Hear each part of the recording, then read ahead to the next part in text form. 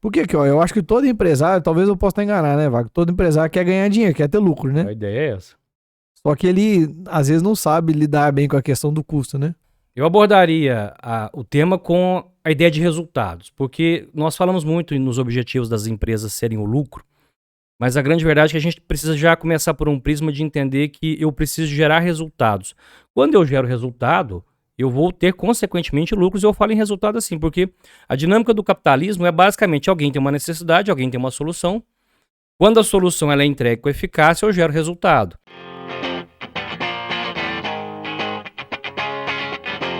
Olá, pessoal, nós estamos começando aqui mais um episódio do PerformaCast e hoje eu tô aqui com o Wagner. Nós vamos conversar sobre uma coisa que todo empresário gosta, né, Wagner? Ou não. Ou não, né? Ou não, gosto de cortar. Nós vamos falar uma coisa que é muito importante, que é a relação de custo. E qual que é a relação do custo com o lucro? Por que ó, eu acho que todo empresário, talvez eu possa estar enganado, né, Wagner? Todo empresário quer ganhar dinheiro, quer ter lucro, né? A ideia é essa. Só que ele, às vezes, não sabe lidar bem com a questão do custo, né? Eu abordaria o tema com a ideia de resultados, porque nós falamos muito nos objetivos das empresas serem o lucro, mas a grande verdade é que a gente precisa já começar por um prisma de entender que eu preciso gerar resultados. Quando eu gero resultado, eu vou ter, consequentemente, lucros, e eu falo em resultado assim, porque a dinâmica do capitalismo é basicamente alguém tem uma necessidade, alguém tem uma solução. Quando a solução ela é entregue com eficácia, eu gero resultado.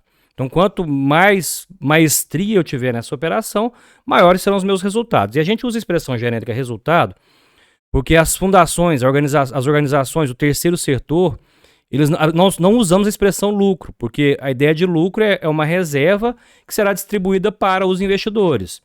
E quando eu falo em fundações, o terceiro setor como um todo, não há de se falar em lucro porque ela tem um propósito social, mas ela tem que gerar resultados. Você não consegue conduzir um negócio sem ele gerar resultado, tem que ter sobra. E um grande conceito que é muito errado, já vamos começar desmistificando, porque se crucifica muito a ideia de lucro, né? A gente tem várias correntes ideológicas que condenam o lucro. E, na verdade, se a gente analisar com calma, vamos entrar nesse assunto com o tempo, o lucro ele é uma reserva necessária para intempéries. Eu sei que o meu mercado ele não é unânime, ele não é linear sempre, ele tem altos e baixos. Isso ficou muito claro na pandemia. Na pandemia, quem não tinha lucro estava com um problema sério, porque as receitas caíram, os gastos continuaram. Você tem gastos já pré-programados, como, por exemplo, direito trabalhista. Se você tinha uma equipe lá durante a pandemia de 100 pessoas, teria que reduzir para 50, você teria acerto com essas pessoas. De onde sairia esse dinheiro? Do lucro acumulado. Então, a ideia é que esta reserva ela sirva para as contingências e, obviamente, eu tenho que pensar também as organizações como uma célula de investimento. Nós temos muita cultura de empreendedorismo de subsistência porque as pessoas montam negócios para pagar a conta. Então, a gente tem lá as pessoas que começam a trabalhar em casa, elas montam um negócio porque estão desempregadas, a gente até conversou sobre isso no episódio sobre empreendedorismo, mas mesmo essas pessoas deveriam analisar o seu negócio como uma célula de investimento. Olha, eu tenho 200 mil reais em casa guardado que eu juntei a minha vida toda. O que eu farei com esses 200 mil? Eu vou colocar isso na poupança? Eu vou aplicar em renda fixa? Eu vou para o mercado variável? Ou eu vou abrir uma empresa? Nessas 4 opções que eu dei, qual deles irá me dar mais retorno? E aí a gente vai ter a diferença óbvia de rentista e empreendedor. O rentista vai colocar a grana lá e só quer ver o dinheiro rendendo. O empreendedor não, ele vai aplicar esse capital, mas é óbvio que há expectativa de retorno. E aí onde que nós vamos entrar em custos? Porque se pensa muito quando fala em custos, eu sempre tenho uma abordagem, eu lecionei sobre esse tema por 18 anos. Todas as vezes que a gente pontua sobre custos com as pessoas, a primeira mensagem que vem, a primeira ideia é o quê? Cortar custo. Cortar gasto. Então assim, se você está numa organização, 30 pessoas, alguém escutou o gerente, alguém ouviu o gerente falando que nós vamos ter que cortar custos. A primeira coisa que a tua equipe vai pensar é o seguinte: opa, quem será que vai rodar? Porque cortar custos é sinônimo de enxugar, de cortar na carne, e a gente sempre associa a ideia de demissão. E, na verdade, o que nós vamos conversar aqui hoje é sobre uma gestão estratégica inteligente. Eu tenho que definir, na verdade, o seguinte: olha, eu tenho gastos que eles são estratégicos, eu não posso abrir mão. E outros gastos são supérfluos. Então, em cima disso é que eu vou construir melhores resultados, ou em bom português, consequentemente, uma melhor lucratividade. Então a ideia de gestão de custos, para eu responder melhor o que gastar, porque um erro comum do gestor é já sair passando facão. Agora, tem gastos ali que eles são cruciais. Se você não entender bem o que é o valor que você está entregando para o teu cliente, o que o teu cliente espera, o que ele valoriza, conforme for o gasto que você reduzir, você matou o teu negócio. Então, o primeiro passo da nossa conversa hoje é desmistificar. Redução de custos não é necessariamente corte de gastos. Eventualmente vai ser até aumento de gastos. Pois é, então vamos lá, vamos voltar na questão do resultado e lucro, né? Vamos fechar isso aí, a gente volta na questão do gasto, que eu tenho um exemplo interessante aqui. Show. Bom, o resultado, eu acho que a gente pode ver ele em dois sentidos, eu achei legal você falar. O resultado, vamos falar do nome resultado, ele pode ter lucro ou prejuízo. Sim, né? Mas gerou o resultado da vida de alguém. É o resultado financeiro. Sim. Né? E mesmo um resultado mais filosófico mesmo, gerou algum impacto para um perfil, exatamente. pra um público. Esse eu acho que a gente pode até trazer para um outro episódio, mas ele é um elemento importante aqui. Sim. Ele é o que gera o lucro. Porque, por exemplo, se a sua empresa não gera um resultado no seu cliente, você não vai ter resultado na sua empresa também. Você está vendendo commodity, você tá vendendo você pode coisa até básica. ali, por exemplo, vamos falar de marketing, eu acho que é interessante a gente pegar um exemplo que está muito na moda, né? Sim. Se uma empresa de marketing, né, igual nós estamos agora com o Pilar Digital aqui, apoiando a gente aqui. Ótimo. Se o Pilar Digital chega para você e fala assim, Wagner, eu vou te fazer um trabalho lá de marketing. Beleza. Aí, ela vai e te propõe lá R$1.000 por mês. Se esses R$1.000 por mês prospecta mais clientes ou atinge a sua meta pré-estabelecida... Viram 10 mil? Pois é, ela deu resultado para sua empresa. Sim. E você vai manter ela naquela empresa. Sim. Aí a gente enxerga ela como custo ou como investimento? Investimento, mas é o seguinte, nós temos só que separar a semântica da coisa, porque eu tenho... a gente vamos só dar nome aos bois, literalmente, porque há uma certa confusão semântica em termos que são utilizados no mercado financeiro. E o senso comum vai falar que marketing é investimento. Beleza? Então, o que eu tenho que imaginar? Vamos pegar o caso do marketing. Olha, se eu tenho consciência que o meu produto é bom, e se eu tenho consciência que alguém precisa desse meu produto, o marketing vai entrar aí para conectar essas pessoas. Então, vamos falar de um resultado assim mais metafísico, mais filosófico. Poxa, alguém está precisando muito do que eu tenho, e eu quero entregar isso para essa pessoa. Não estamos falando de grana aqui agora. Alguém tem uma necessidade, alguém tem uma solução, eu quero encontrar quem precisa de mim, e eu gostaria que as pessoas que precisam de mim também me encontrassem. Entra o marketing. Beleza. Então, de forma genérica, nós chamamos isso de investimento. Investimento em tese, no senso comum, é tudo aquilo que te dá um retorno. Só que lá em finanças, eu sempre ia dar aula de finanças para quem não é da área financeira, eu quase apanhava, porque em finanças, marketing é gasto.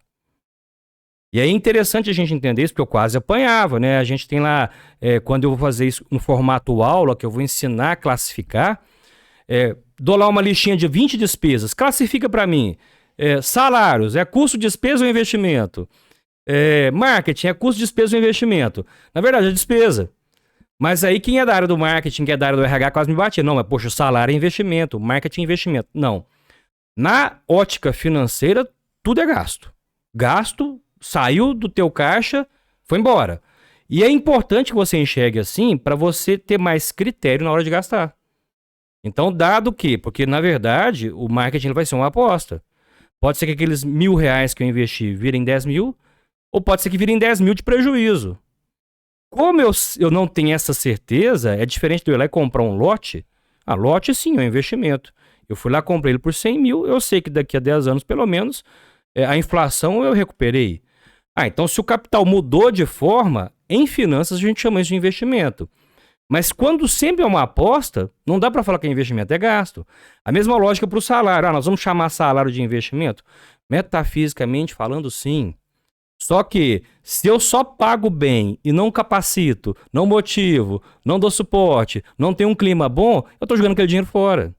Então a gente tem que entender, este gasto, né, é um ponto de partida bacana, este valor que sai do meu caixa, do meu fluxo financeiro, como um gasto para eu ter mais critério na hora de contratar. Aí entram os processos. Então, a gente voltando à palavra resultado, né, é interessante o seguinte, se a gente avaliar o resultado que esse colaborador novo está trazendo, o resultado Sim. que o marketing está trazendo, porque eu observo muito isso, quando a gente, eu acho que tem muito o lado psicológico do negócio.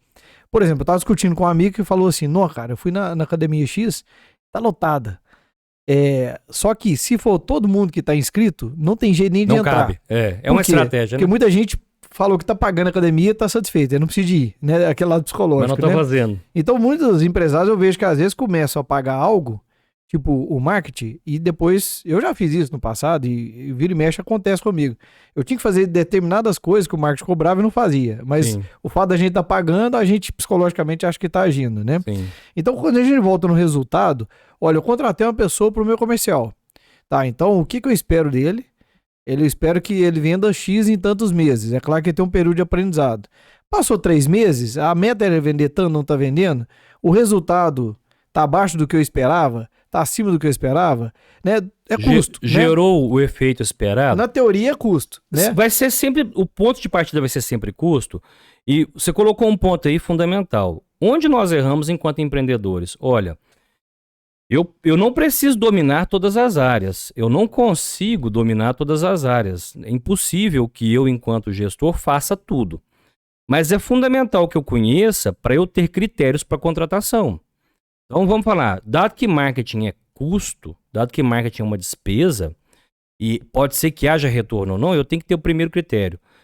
O que é que esse profissional vai fazer para mim? O que eu estou buscando? Porque aí você já vai saber se a pessoa que você está contratando é a pessoa que você precisa para a tua estratégia.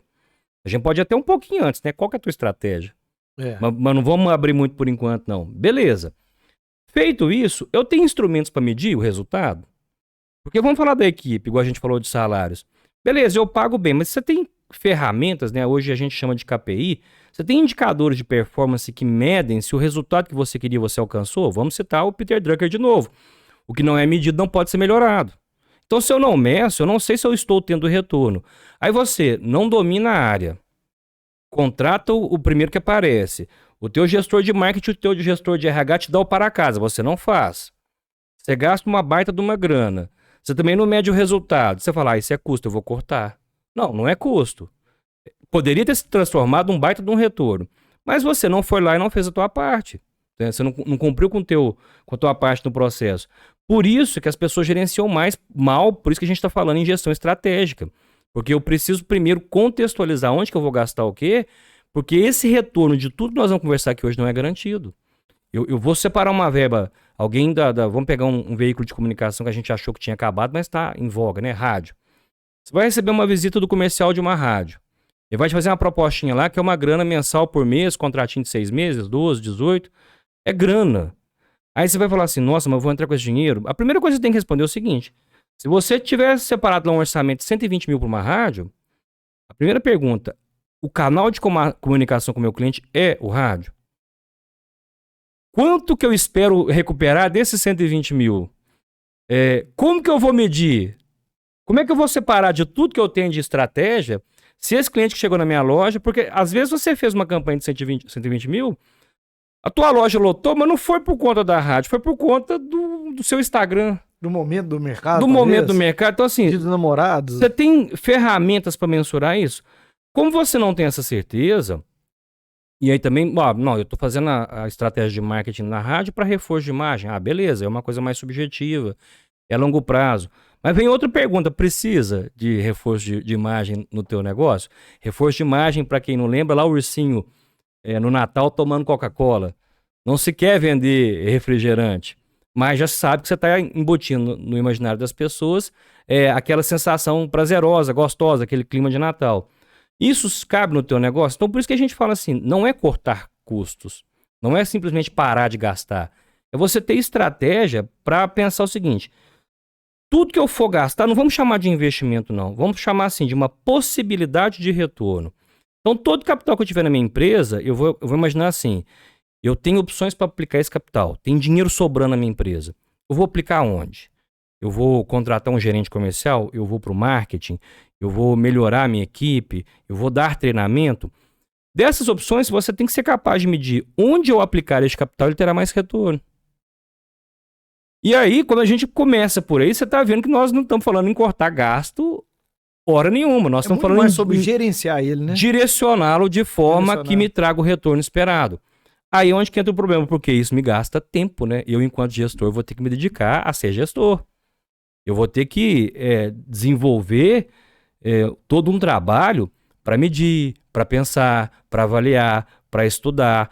Se a pessoa não faz isso, ela gasta mal, né? E gasta muito mal. A gente tem histórias aí horrorosas de pessoas que gastam pequenas fortunas porque simplesmente não pararam para pensar, né? Claro, não vamos minimizar as besteirinhas. Tem coisa lá na tua empresa que é totalmente desnecessária. Dá para tirar, né? Aquilo ali não gera efeito algum, então vamos arrancar. Mas o que a gente começa a perceber é o seguinte, o último ponto o corte de gastos é o último ponto da estratégia de replanejamento de custos. Vou te dar um exemplo aqui e ver se faz sentido, né? Vamos pensar uma empresa que não tem controle dos custos e uma empresa que tem alta gestão. Uhum. Normalmente elas têm maturidade diferente, tempos diferentes, né? Nós estamos aqui colocando mérito, julgando o empresário, não, só pegando exemplos, Sim, né? são Uma visões situação de mundo, é o seguinte, distintas. o empresário começou lá, montou uma loja pequena e tal, aí ele acha bacana, não vou comprar embalagem, vou comprar uma sacolinha bacana para colocar no produto e tal. Faz uma sacolinha linda, maravilhosa, né? E o cliente sai dali com aquela sacolinha com um produto bacana. Aí, a gente vai para o supermercado, onde que a pessoa vai comprar ali um queijo, por exemplo, lá, um queijo custa R$ 49,90 o quilo. Sei lá, tô chutando um valor aqui, um queijo mais caro. Tá por aí, porque queijo tá caro. Aí ele vai, pega aquela bandejinha de isopor, coloca lá na balança, pesa a bandejinha também. Aqui a bandejinha tá sendo vendida ali por R$ 49,90 o quilo, não é isso? Então eu tô querendo falar assim, essa empresa com essa gestão e essa logística e também esse operacional, tá vendendo a bandejinha no peso e o cara da sacolinha tá dando a sacolinha, né? Exatamente. E quando tem uma análise grande disso, aí você pega o supermercado com aquele tanto de embalagem, se tivesse dando aquele tanto de embalagem... Faz diferença para ele. Quanto que seria... Faz né? diferença. Só que pelo contrário, ele tá vendendo a embalagem pelo preço de carne, não é isso? Bacana, mas aí você tocou num assunto importante. O que se erra muito, foi muito boa a tua pontuação. O que se erra muito é o seguinte, o supermercado tem razão? Tem, ele tem que fazer isso. Mas isso está ligado à estratégia dele. Aí onde que a gente pode trazer a nossa conversa para a estratégia. O que é o ponto? Eu tenho várias estratégias, a gente chama de estratégia de precificação, a gente pode trabalhar também como estratégia de custos, tá?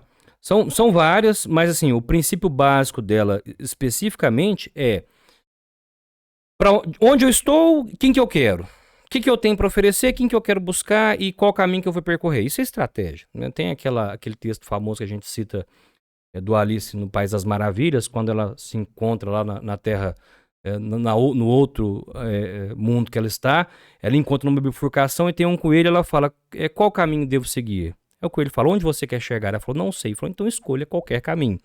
Esse é um clássico da estratégia, por quê? Qual cliente que você quer? Porque se você não sabe, então é o que passar na porta. Então vai, né? Então assim, ter estratégia bem definida. Na estratégia, a gente usa muito o Porter, que é um autor consagrado da área, um dos mais antigos, né, o Michael Porter. Ele cita basicamente o seguinte, a gente tem estratégia de preço baixo, que eu acho que todo mundo está acostumado, né, aquelas lojas que ela já tem uma cara específica. Você não vai entrar numa loja com essa cara, os grandes magazines. Hoje, com essas lojas de departamentos, deu uma reduzida bem, mas a gente sabe que tem lojas que você vai que é um produto barato. Então vamos pegar assim, uma camiseta média no mercado hoje, uma camiseta razoável, é o quê? 40, 50 reais. Você vai numa loja dessa que vende a camiseta dessa, você sabe que ela não vai durar. Então, tem uma estratégia claríssima de um produto barato. Então, o que esse pessoal está buscando? Preço. Nessa estratégia, ele vai brigar por centavos. Então, nessa estratégia aí, beleza, a bandejinha conta, a sacolinha conta. Aí a estratégia Július, lembra do Todo Mundo Odeia o Chris? Que tinha 2 empregos, aí derramava uma gota de leite e fazia a conta da caixinha, dividir por quantos mililitros tem a caixinha, cada gota que caiu no chão é 1 centavo que está desperdiçando. É essa estratégia. Por quê? Porque ali, como a estratégia é de preço muito baixo, a estratégia de preço, ela tem o teu público, mas ela é complexa, porque se você coloca 5, o outro coloca 4,99, o outro é 4,98, o outro é 4,97, e o teu cliente não está buscando diferencial, ele está buscando pagar menos.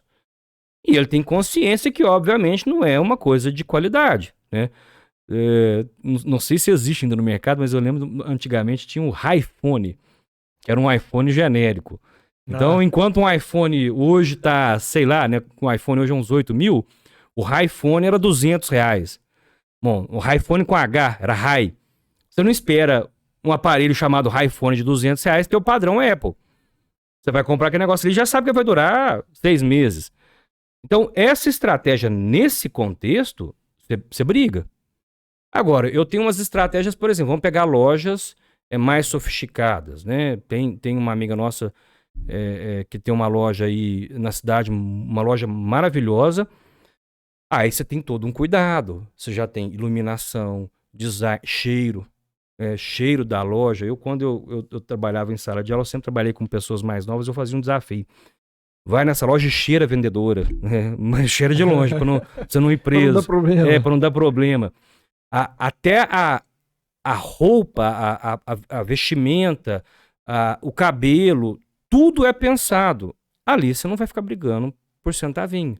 Ali você vai ter que abrir a torneira mais, porque é da tua estratégia, né? São basicamente 3, o Porter ele elenca 3 estratégias.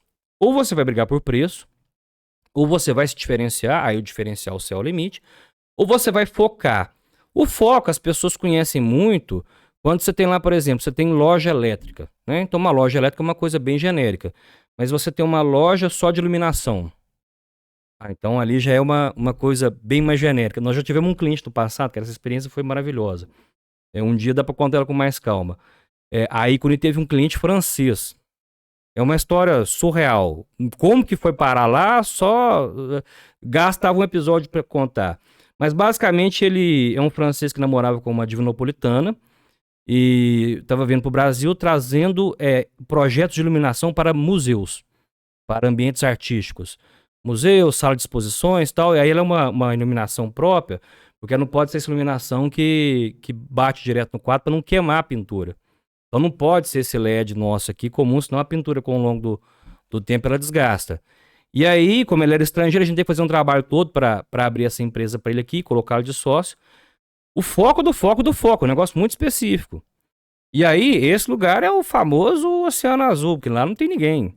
Lá o cara coloca o preço que ele quer, lá a briga é bem pequena, né? Onde estão os diferentes, você consegue cobrar mais.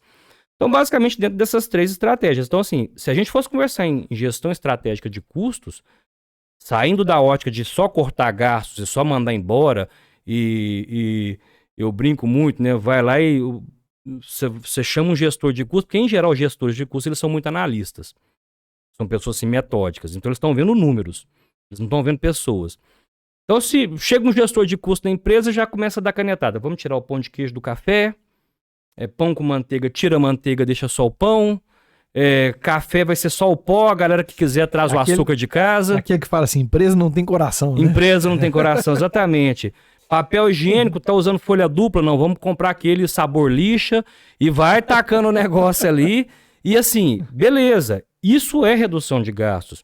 Só que não se mede nessa hora o seguinte, qual que é o impacto que isso tem no teu negócio?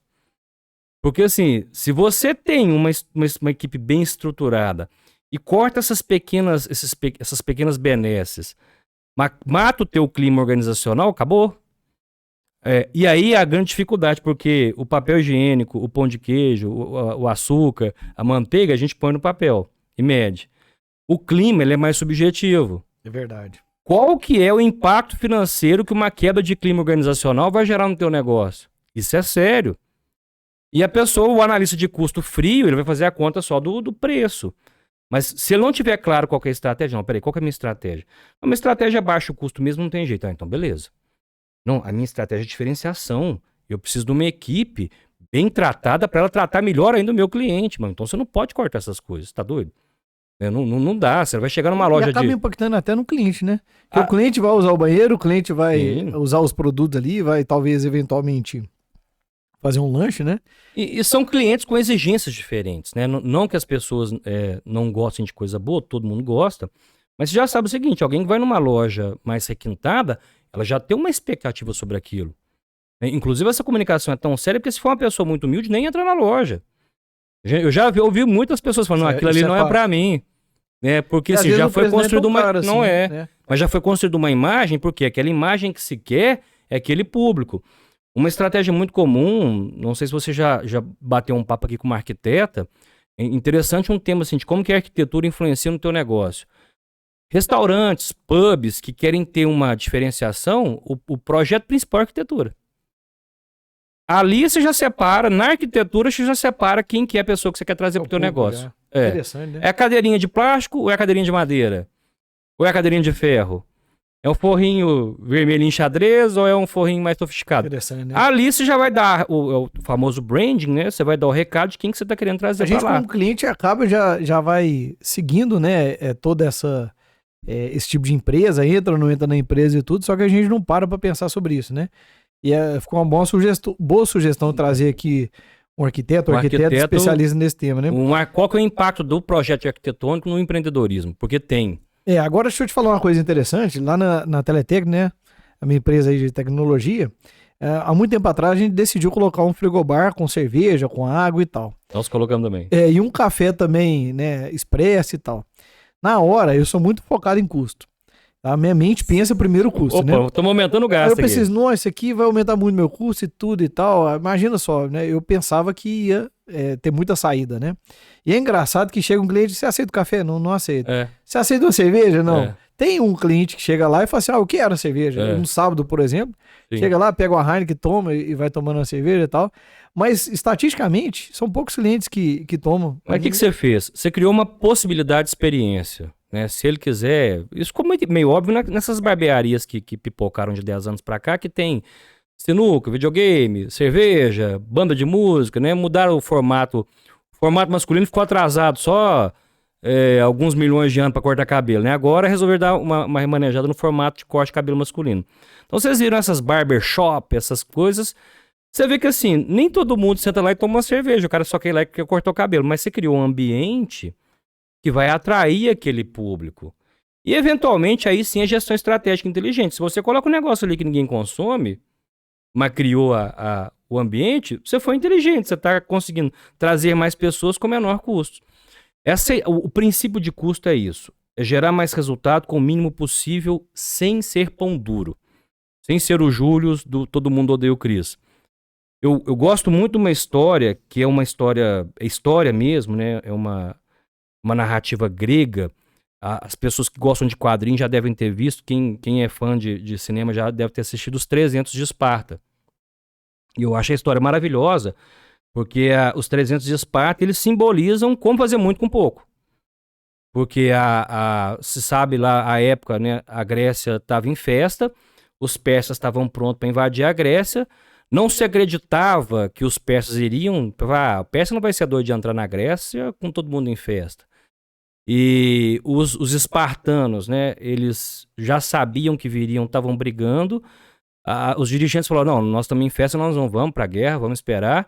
E aí o Leônidas pega os 300 companheiros dele e vai lá esperar os persas na costa. Só que já sabia, eles têm números assim que oscilam, fala assim 3 mil persas, em 10 mil persas. Mas mesmo se fosse 3 mil para 300, era 10 para cada um. Por mais que os espartanos fossem excelentes batalhadores, era uma luta desigual. Então, assim, eles já sabiam que tinham um problemão. Aí o que eles fazem? Eles estudam o terreno e percebem o seguinte, olha, eles vão aportar ali, porque onde tinha o mar só tinha um lugar que dava para parar navio, eles vão ter que descer por lá e passar por aqui. Aqui tem um abismo, estreitinho. A gente para aqui os 300 e vai jogando os caras pro mar. E eles conseguiram segurar esse pessoal dias e dias até acabar a festa no país e o resto do exército chegar. Assim, é um exemplo clássico de como fazer muita coisa com pouco recurso. Ele tinha 300...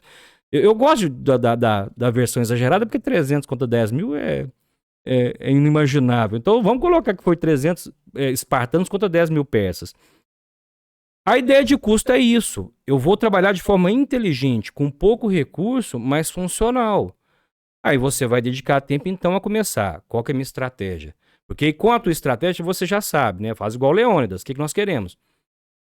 Nós temos que gastar muito ou pouco. E se eu tiver que gastar muito, é com o quê? Porque nós, enquanto empreendedores, e o dinheiro ele tem esse problema, o dinheiro ele dá uma corrompida assim. Por mais que a pessoa seja a pessoa... Quando eu uso a expressão corromper, não é que a pessoa fica desonesta. Mas quando eu uso a expressão assim, ele encanta. Então, eventualmente, quando você começou a tua empresa lá, vamos pegar aqueles telefones ainda de mesa, né? O dígito estava pagando, Já quando você já não enxerga o número mais, você pega um corretivo, pra quem não é da época do corretivo, era um negocinho branco pra você passar no papel quando você errava e escrever por cima. Você pega um corretivo, você vai lá e escreve o número por cima, você escreve no papel, cola com durex, porque a grana tá curta e você não pode gastar agora. E você fica naquilo ali. Aí o teu dinheiro começa a entrar, aí você já não gosta mais desse telefone, você já começa a falar, poxa, aqui vou botar um tecladinho digital. Aí na tua empresa um Samsung atende muito bem, mas você quer Apple. Aí sim, você está direcionando capital errado. Né? Uma das formas assim mais erradas que a gente vê de gestor direcionar capital é ter uma retirada pro labore muito alta que não cabe no negócio dele. Esse é o erro clássico. Quando a gente trabalhava, depois eu vou falar do trabalho da Ícone especificamente, mas nos nossos processos de análise de custos, o que a gente percebe é o seguinte, a cada 10 empresas com problema, 9 retirada alta. Do pequeno e médio empreendedor por quê? Está direcionando o capital errado. E quando ele tem isso mapeado, né? Quando ele tem isso mapeado. Porque a maioria mistura. Eventualmente nem sabe, né? A maioria fala assim, eu tô ganhando pouco. Na hora que você vai conversar com ele tá ganhando 2, 3 vezes mais do que ele imagina, né? Exatamente. Porque paga energia de casa na empresa, com o dinheiro da empresa. Mistura os... Não, mas essa empresa só tira R$1.000. Mas ele tem a Unimed, tem a Escola dos Meninos, aí tem um clube. Aí quando ele vai ver... A gasolina do carro. A gasolina do carro é 1.000 de retirada mensal, mais 15 de coisas penduradas, né? Todo mundo vai lá na empresa e pega grana. Um sítio. E assim, existe aquele formato que é o direcionamento do recurso. Claro, a pessoa precisa tirar dinheiro para ela, mas cabe. Né? Tá dentro da tua estratégia, tá dentro da gestão inteligente dos teus gastos. Porque aí depois, o empreendedor de visão, ele está construindo uma empresa para décadas. E aí é aquela velha história, você vai ter que fazer sacrifícios imediatos para prazeres de longo prazo. Não tem muito jeito. Não dá para você montar um negócio agora e esperar retorno. A gente já conversou sobre isso uma vez, de 3 a 5 anos. Então, antes desse período, não há de nem de conversar em distribuição de lucro e retirada alta, para depois analisar se na próxima estratégia o que cabe. E aí, se eu não tenho essa clareza de qual é a minha estratégia, quem é meu público, aqui eu gasto, aqui eu não gasto, é onde a gente se estrepa e faz a coisa mais errada, né? Corta gasto. Pois é, Wagner, vamos fazer o seguinte, vamos estudar aqui, passar um cronograma aqui, ó, as 3 mentalidades.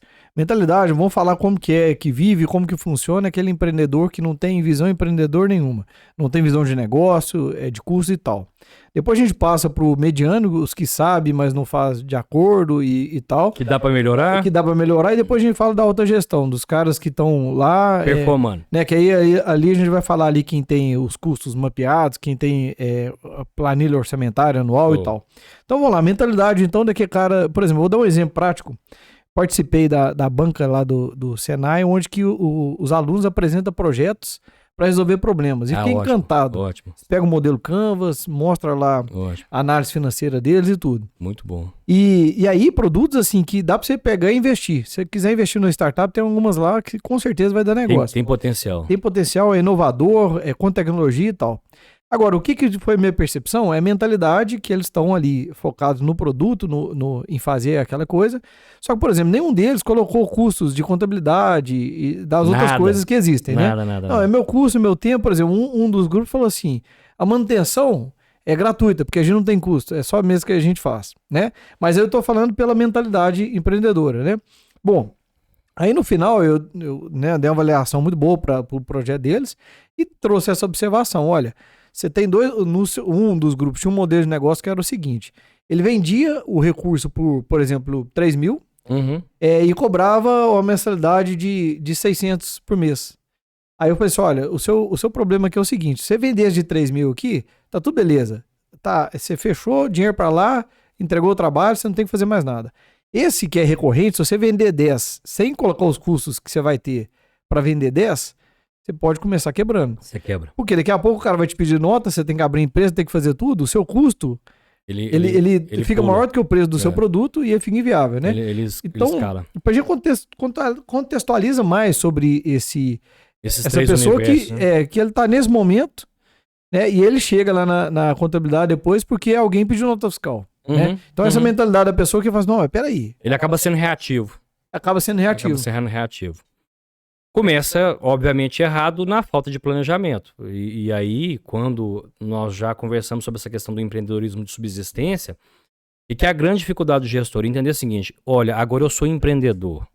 Então eu era um estudante, eu apresentei esse projeto na banca, ou eu era empregado, ou eu fiquei desempregado, e agora eu tenho que montar um negócio. Então ele precisa entender o seguinte: qual que é a regra do jogo, o que eu preciso para começar? Então já falta a capacitação. Nesse processo, onde que ele peca muito? Primeiro, não ter clara essa estratégia. Para quem que eu estou entregando, quem que eu quero. Eventualmente até sabe, mas assim, um recurso, até uma primeira dica, né? Vamos abrir depois e destacar isso aqui. Uma primeira dica para qualquer pessoa começar um negócio é o seguinte: algo que você está vendo que as pessoas precisam e não tem ninguém fazendo. O melhor modelo de negócio é esse. Lá no teu nicho, o que todo mundo reclama e ninguém faz? Treina a tua equipe, treina o teu ouvido a pegar reclamações e entender aquilo ali como uma oportunidade de negócio. Pô, aqui tem um negócio para eu vender. Feito isso, aí você vira empreendedor, você vai entrar, né? Não vira. Você vai entrar no caminho empreendedor, você vai começar a construir essa jornada. Você tem que pensar sempre em 4 pilares. Gestão são sempre 4 pilares.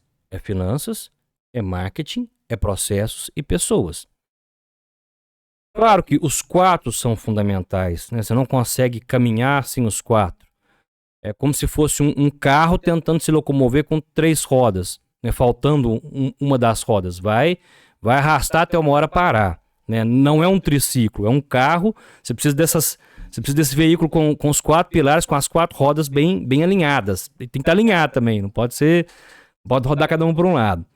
Mas de tudo isso que nós estamos falando, como na nossa dimensão nós estamos no modelo de capital, onde há troca de capital, ou em bom português, você precisa de grana para sustentar o teu negócio, você tem que começar bem feito na estratégia e nas finanças.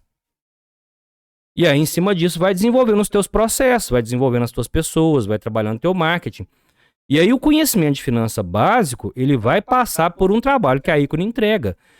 Por que a Ícone é uma contabilidade consultiva? Não é que nós somos contadores e consultores, é que a nossa forma de trabalhar com o nosso cliente é educá-lo a ser empreendedor. Então vamos dar um exemplo. Se uma pessoa que quebra um negócio hoje chega na Ícone e fala: Wagner, eu estou com esse projeto, isso acontece muito, eu estou com esse projeto, né? Eu quero montar um negócio nessa estrutura tal. O que eu vou gastar? Opa, é isso aqui que a gente quer, isso é ser consultivo. Então senta aqui. O que é o teu negócio? O que você vende? Você fabrica? É serviço? Você compra e revende? Vamos entender o que ele faz. Entendemos? A tua carga tributária é essa neste momento, ela pode chegar a tanto. Então você está aqui, mas você tem cenários que essa carga sua pode mudar. Eu vou te entregar esse indicador, baseado no que você está conversando comigo.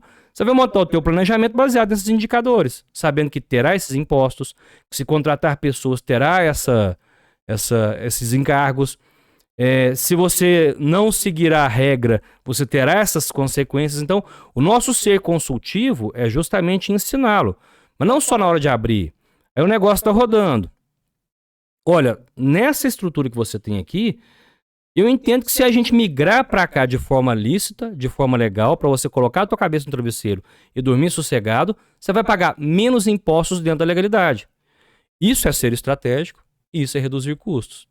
E, obviamente, está dentro do nosso negócio, que é ser consultivo. Então, esse empreendedor, a melhor coisa que ele faz, e é onde que ele peca muito, é não buscar o conhecimento. Então, quer abrir um negócio novo? Vamos lá na Ícone, vamos sentar, vamos traçar o que você quer, deixa eu entender, e em cima disso a gente monta a tua estratégia financeira. Baseado no que a gente já sabe que vai ser gasto. O nome disso é planejamento tributário. Um bom planejamento tributário, ele parte do princípio que eu estou dentro da legalidade, reduzindo custos. Aí sim. Aí você reduz muitas surpresas que vai ter depois, né? Desagradáveis. Eu, por exemplo, no início eu tive algumas surpresas, então eu vou falar como que eu estava lá no início, quando eu comecei a empreender. Uma que eu não esqueço, né? Comecei a vender computador. Então eu vendi um computador e o cliente: quantas vezes você faz para mim? Quanto você precisa? Não sabia, né? Sabia nada. Não colocava no lápis o custo financeiro. Aí dividi lá em 6 vezes, o cara passou 6 cheques, o meu capital acabou. Uhum. Aí o que eu faço agora? O fornecedor não recebia. Eu era novo, não tinha como receber meu cheque. No final das contas, arrumei alguém para trocar o cheque. Uhum. Na hora que eu falei assim, Gema, eu vou pagar isso tudo de juros, não tem condição Comia não. seu lucro. O lucro foi embora. Comia seu lucro. Aí eu aprendi, no primeiro caso eu aprendi, né? Falei, não, então agora eu sei que me cobra isso, os próximos eu passo a condição. Uma vez é isso, né? Ou se você quiser de 6 vezes, eu vou pagar isso de custo. E às vezes até a pessoa entendeu o seguinte, olha, tem uma tributação se o valor for à vista, tem uma tributação se o valor for a prazo. Então, se eu mexer nisso, eu tô mexendo na tributação também. Inclusive, eu tenho que tomar esse cuidado de julgar o que a gente chama de markup. A gente pode falar um tema um pouco mais técnico mais à frente, mas essa consciência, assim, de quais são as regras do jogo para eu já saber o que eu vou gastar para não chegar lá na frente e não perder grana. Porque de repente você girou um capital danado e começou um negócio com 100 mil, ao final de um ano você tem 50. Por quê? Porque trabalhou errado. Aí outra coisa que aconteceu comigo também era o seguinte, comecei a fazer muito serviço fora da empresa. E aí o pessoal pedia nota fiscal. Uhum. Aí tinha que reter 11% de INSS. Eu não sabia desse detalhe. Sessão de mão de obra. Chega lá, não, mas você tem que pagar esse imposto aqui, o Gema não tem disso. Outra coisa que aconteceu comigo que eu não sabia também. Comprava um carro, né, sei lá, 30 mil reais. Vendi o carro, tem que pagar o imposto que você teve lucro no carro. Falei, não, mas peraí, eu gastei isso, esse tipo de problema pra tal. Você ainda quer que eu pague imposto? Falar com contabilidade, você quer que eu pague imposto porque eu ganhei no carro? Nós já vimos situações que a pessoa trouxe lá pra gente uma pontuação que foi assim, ele conseguiu comprar um carro na PJ, conseguiu um baita de um descontão, mas no formato que ele comprou, ele ganhou 4% de desconto, pagou 6% de imposto. Então, na verdade, ele pagou foi 2% a mais em cima do valor do carro.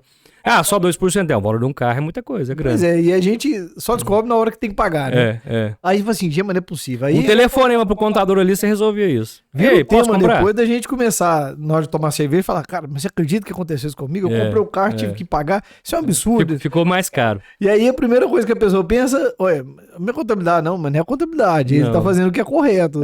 Você tinha que ter perguntado antes de fazer a compra, né?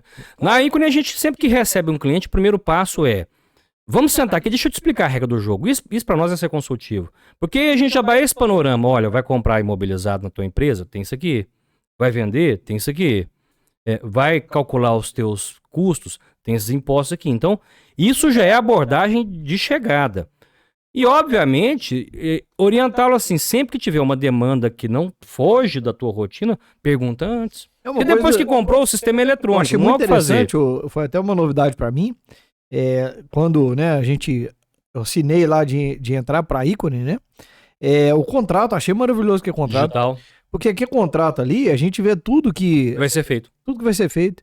Então, por exemplo, tem coisas ali que eu nunca tinha parado para conversar. Talvez eu até conversei, mas ficou no esquecimento. E quando tá no papel ali, você fala assim, não, bacana, cara, tá um negócio organizado, né? Um contrato de trabalho, né?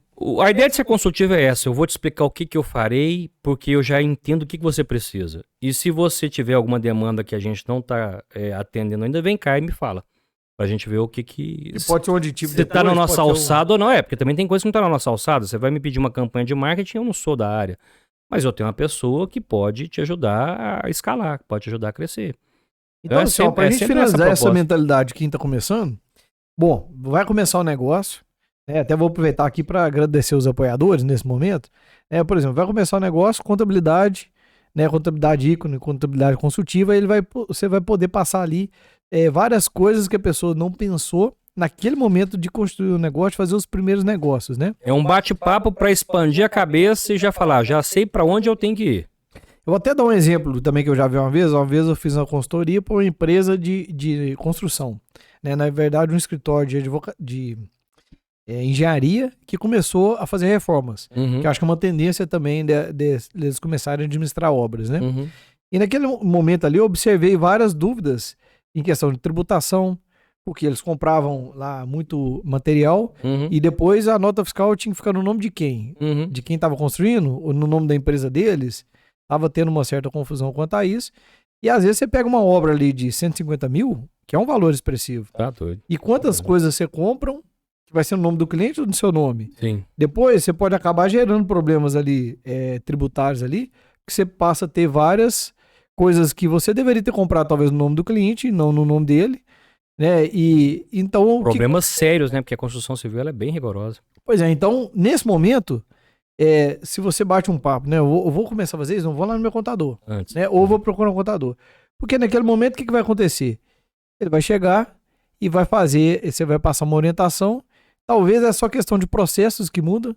e ele não passa a ter esse problema desse passivo, né? Ou eventualmente até tirar a pessoa de cabeça. Já teve reuniões que nós tivemos com possíveis empreendedores que nós fomos bem pontuais. Olha, não é a hora. Né? Seu timing não tá é dessa errado. forma, não é a hora. Não é dessa forma, não é errado, não vá por aí. Né? E graças a Deus nos ouviu, não foi, deu muito certo. Porque com 20 anos de experiência também, que a gente já começa a perceber as tendências, o que funciona. Você já tem padrões que você já sabe que tem chance. Claro, não é bola de cristal. Mas você já sabe que ali é um padrão que para ele arriscar ali o risco é muito alto. Na verdade, é uma análise de risco. Agora, aquele empreendedor que você pontuou comigo que já tem um conhecimento médio, beleza. Talvez esse seja um problema. Porque assim, quando eu parto do princípio que eu não sei nada, já é uma abertura para você falar, olha, eu preciso aprender então porque eu não sei nada. O que acha que sabe, ele em geral ele tem grandes problemas por achar que já domina o assunto. E ninguém domina tudo sempre, hora nenhuma. Então, esse empreendedor que já tem uma gestão que já acredita que domina todo o assunto, ele é uma das pessoas que precisam ter uma reflexão maior em cima do seguinte, olha, dá para melhorar? Porque se o mercado está aquecido, esses pequenos erros passam despercebidos. Mas quando o mercado retrai, que essas pessoas saem. É verdade. Eu, né, apesar da pouca idade que eu tenho, eu já vi 2 grandes cenários meio que catastróficos que foram o Plano Real, para quem lembra da virada, e por último agora a pandemia. Foram cenários assim, de retração econômica gigantesco. O Plano Real por quê? Antes do Plano Real, a gente tinha uma inflação alta. Então, o que era a estratégia do pessoal? Ganhar grana com inflação. Então, nós não tínhamos empreendedores, nós tínhamos rentistas. Quando a inflação acabou, que ela foi... não acabou, né? Reduziu. Que ela era muito alta e reduziu para um patamar aceitável. Os rentistas deixaram de existir e eu passei a ter que focar em processos e estratégias. Quem foi rentista a vida inteira não sabia fazer isso. Eu falo não sabia mesmo, né? Não sabia. Aquela pessoa ali que a vida inteira foi rentista, que ganhava com a inflação, ele tinha uma empresa, mas ele ganhava só na inflação. Quando precisou falar, tá, agora o que é estratégia? O que é gestão de custos? O que é gestão de pessoas? O que é marketing? O que é processo? Eu não sei fazer.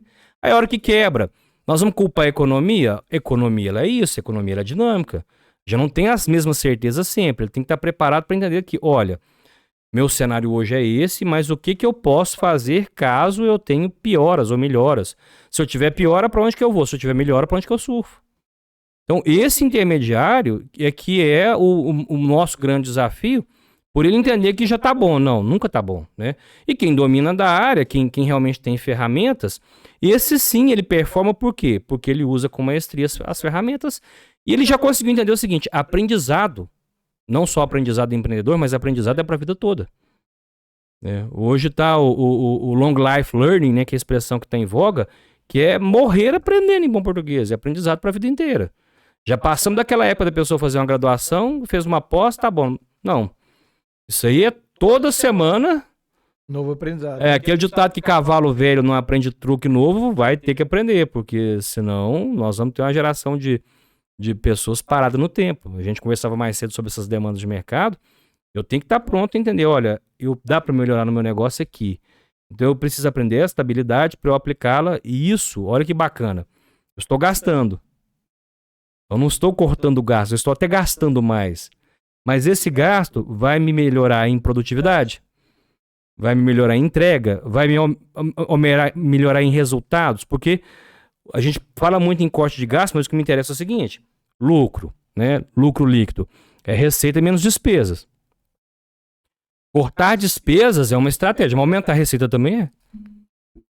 E se você investe bem nos teus gastos, eventualmente você até gasta mais, mas a tua receita proporcional cresce muito mais, a escala é muito maior, o resultado final é muito maior. Então vamos pensar, né? Você aumenta o gasto de ter mais um colaborador, mas para trabalhar um outro canal de venda. Sim. Tipo B2B, você ligar para outras empresas e vender para essa outra empresa. Sim. Nessa relação você está aumentando um gasto na expectativa de aumentar a receita e o lucro. É uma aposta. É uma aposta. Então se você monitora um KPI disso, né, um índice disso, olha, por quanto tempo você pode bancar essa estratégia? Sim. Durante 6 meses. Tá, então qual que é a expectativa de crescimento do faturamento dos 6 meses? Deu 6 meses, não deu? Qual que é o plano B? Né? E você falou um negócio legal que eu já usei esse termo uma vez num vídeo que eu fiz aí falando do empresário surfista. Eu acho que a gente pode chamar esse cara aí que tá no meio do caminho, que ele deveria ser o surfista, né? Esse é o canoeiro. No meio do caminho é o canoeiro.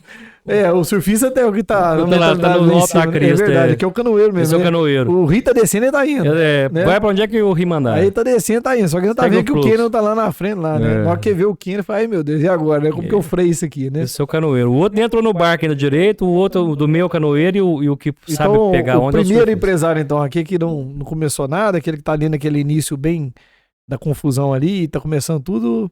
O canoeiro é o que tá descendo o Ri, né?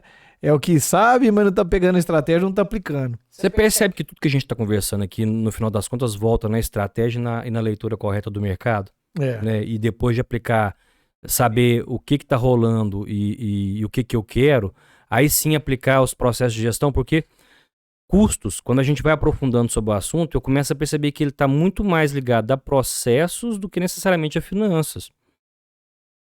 Uma forma melhor de fazer o que você já faz é uma redução de custos. Eu uso uma expressão nas empresas que eu atendo, que são os custos invisíveis. Então, assim, eu tenho um material que não dá tempo da gente falar dele hoje todo, mas eu gosto de usá-lo para reflexão do gestor. Os custos invisíveis são aquele que o gestor não percebe e que está acabando com o negócio dele, e ele quase nunca tem relação com o aspecto financeiro. Quase nunca. Você quer ver, por exemplo, uma empresa com um clima organizacional ruim. A gente tem lá pessoas... Tudo bem, cada um tem sua personalidade, mas a partir do momento que você é empreendedor, você tem que ter a consciência assim, existe uma forma de eu abordar as pessoas que eu conseguiria melhores resultados abordando. Tipo, eu trabalho para você. Você vai chegar e falar, Wagner, bom dia, estou precisando de ajuda. É uma abordagem. Você já chega e taca o papel na minha mesa e fala, faz isso pra mim agora, é outra abordagem. Ah, mas o jeito do... Não é assim não, tá, gente? É só um exemplo. Ah, mas o jeito do Kilder é assim, a gente tem que respeitar. Mas para eu obter meus resultados, eu tenho caminhos possíveis que vão gerar melhores, óbvio. E aí, quando eu não tenho essa preocupação com esses detalhes, eu começo a gerar um clima ruim, eu não policio a minha equipe nesse clima ruim, a produtividade cai, a produtividade baixa, você tá jogando dinheiro fora. Tá aumentando retrabalho. Tá o custo invisível, né? Aí quer ver um clima ruim virar custo invisível? A gente teve essa conversa na última reunião nossa. A gente tem aí a tabela de encargos sociais, que hoje ela vai depender do segmento, mas ela oscila entre 40% a 80% de um salário. Né? Uma empresa optante pelo Simples hoje, ela vai pagar entre 40% e 45%. Ou seja, se eu tenho uma folha de pagamento de 10 mil, eu posso reservar mais 4.500 para encargos. Férias, um terço de férias, 13º, fundo de garantia, multa fundiária, aviso. Né? Isso é uma tabela que a gente tem para analisar esses custos. Fora esse aspecto de que se eu mando alguém embora, eu tenho que pagá-lo, é uma descapitalizada no meu negócio. Então, se eu tenho alguma reserva financeira, todas as vezes que a pessoa sai, essa grana vai embora. Então já tem um problema. Segundo problema, se a pessoa sair, eu vou ter que contratar uma nova. Contratação, ela é um desgaste, porque ela é um elemento sensível do teu negócio. Você vai ter que prospectar, vai ter que recrutar, vai ter que selecionar, vai ter que treinar tudo de novo. Por mais que a pessoa já venha pronta, você vai ter que ensinar a cultura do teu negócio. Põe no papel esse tempo. Então vamos falar em bom português. Vamos fazer essa continha, né? Você pegou lá o valor da tua hora e mediu o tempo que você gasta divulgando, recrutando, selecionando e treinando. Sem controlar que esse período para cada pessoa te custa R$3.000. Todas as vezes que acontece isso. Vezes 10 pessoas na tua equipe, 30 mil. Você gastar 5 mil com RH, você está economizando 25. Então, assim, custo invisível é isso. São atitudes, são negligências que eu vou tendo no meu dia a dia, que eu não paro para fazer essa conta, porque se você começa... então, só tomar um cuidado, porque quando você começa a fazer a tua conta, o que você vale por hora, por minuto, aí você vai botar a cabeça no travesseiro para dar uma relaxada e falar, nossa, esses 10 minutinhos de cochilo aqui eu já joguei R$300 fora. Você não pode ficar neurótico também. Porque senão você começa... que dormia em pé, é ele que dormia em pé. Porque não pode perder tempo. Então, assim, você começa lá, o teu trabalhador deu uma paradinha pra ir no banheiro de 3 minutos e já fala, ó, isso aqui te custou R$ 30. Não, não é isso. Mas é uma visão bacana pra você começar a comparar, assim, tem atitudes mesmo, estamos falando aqui de simples bom dia, que elas pesam no teu clima organizacional, que aquilo ali vira perda de capital. Pois é, e aí nós estamos falando ainda da fronteira para dentro, né, da empresa para dentro. Mas quem trabalha com comércio, até serviço mesmo, acho que todas as áreas, não tem nem como ter uma que não tem importância. Se o cliente tem uma má experiência, né, por causa que ele tá mal-humorado e tudo, o que vai acontecer? Esse cliente, né, aí entra naquele NPS, né, que você pede uma nota de 0 a 10, quanto que você recomendaria aquela empresa? Muitas empresas... Tem gente botar -1 aqui, isso aqui foi horrível. Se o cara recomenda até 7, quer dizer que ele vai falar mal. Fui lá, mas os caras lá são mal-humorados, fui lá, mas vai falar alguma coisa ruim, né? Entre 7 e 8, ele já vai ser neutro. Indiferente, eu fui, nem lembrei onde que eu fui. 9 que é o meu ideal. 9 e 10 que vai sair vendendo, né? Então, pra gente conseguir que o colaborador na empresa ali, o cliente sai dali, não, cara, fui ali, você não acredita não. Fui naquela loja ali, você não acredita. Não, fui ali, né? Você tem que ter construído algo por trás muito grande.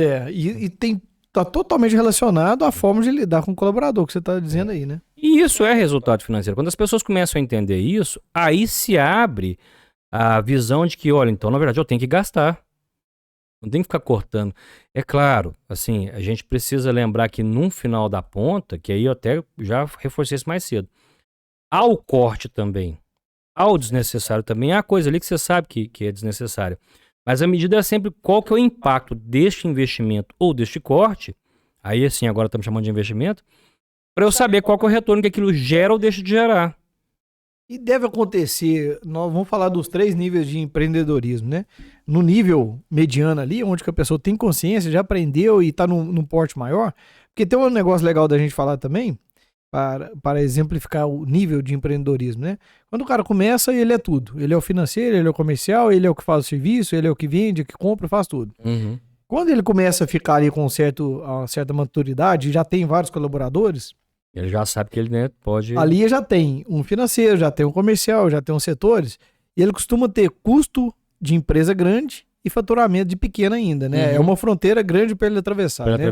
Na hora que ele atravessa em ter um faturamento de empresa um pouco maior, com a estrutura maior que ele tem, é onde que ele começa a navegar melhor ali na onda ali, né? Já passou o ponto de equilíbrio, começa agora a desfalcar, né? Ele tem a capacidade produtiva alta e um faturamento relativamente baixo. Aí ele tá ali equilibrado ali, tá bacana, né? Então, por exemplo, como que você observa desses 2 níveis, né?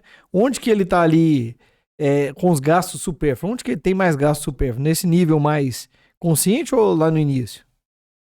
Na verdade, isso é cíclico, porque a gente, esses gráficos, para quase tudo esse gráfico que eu vou falar, né? A gente tem uma ideia assim de crescimento pessoal, inclusive, do próprio negócio, o crescimento ele é linear, né? Se a empresa vai crescendo, vai fazendo isso. Na verdade, se eu parar para pensar assim, vamos comparar lucro, né? Receita menos despesas. Costuma ser isso, sobe, estabiliza. Cai um pouquinho, sobe, estabiliza, cai um pouquinho, sobe, estabiliza. A gente nunca vai conseguir ter essa questão linear sempre, é raro, não é do mercado isso acontecer. Por quê?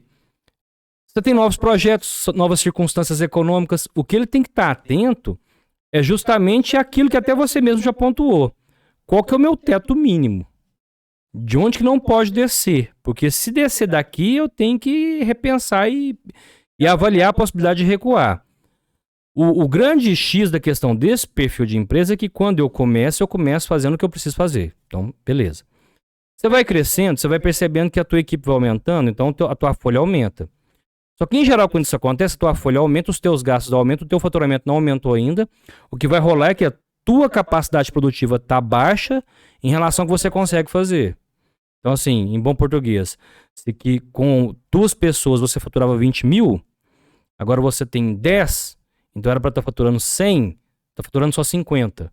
Então, você já sabe que tem espaço para crescer mais 50. Essa clareza vai permitir o seguinte, na verdade, a gente tem que ter feito isso antes, né? Como que eu vou buscar esses outros 50? Que eu não tenho. Aí entra mais pro marketing, né? Aí ali, né? Eu preciso ter essa clareza o seguinte. No mercado que eu atuo, tem 50 mil para eu tirar? Porque senão você não devia nem ter escalado essa tua folha. Verdade. Então, quando ele faz isso, beleza, aí agora ele tem 10. Amanhã ele pode pular para 20. Então, assim, por isso que eu falo que não é linear. Ele cresce, estabiliza, cai um pouquinho. Não é nunca uma curva ascendente plena. Essa clareza, de novo, a gente voltou na estratégia. O gasto, ele é a consequência. E o gasto inteligente, ele é a consequência de uma estratégia bem executada. Isso é gestão estratégica de estratégia, né? Estratégia. Porque se não tem, aí você vai seguir o caso da Alice, né? Se você tem uma estratégia, você sempre vai poder. Peraí, tô errando. Deixa eu ajustar melhor esse alvo aqui, né? Deixa eu tentar atingir esse alvo com mais assertividade. Isso parte de um processo de leitura, né? De leitura de mercado. O empreendedor, uma das características dele é essa perspicácia de ver para onde que a coisa está indo, né? Olha, tá mudando. Então, assim, essa ideia de participar de palestras, cursos, seminários, ouvir podcast da tua área, para entender para onde que está caminhando, né? Quais são as dores dos teus concorrentes, dos teus parceiros, o que rola ali, porque ali você vai vendo o fluxo, você começa a ter clareza assim, de para onde que eu posso caminhar.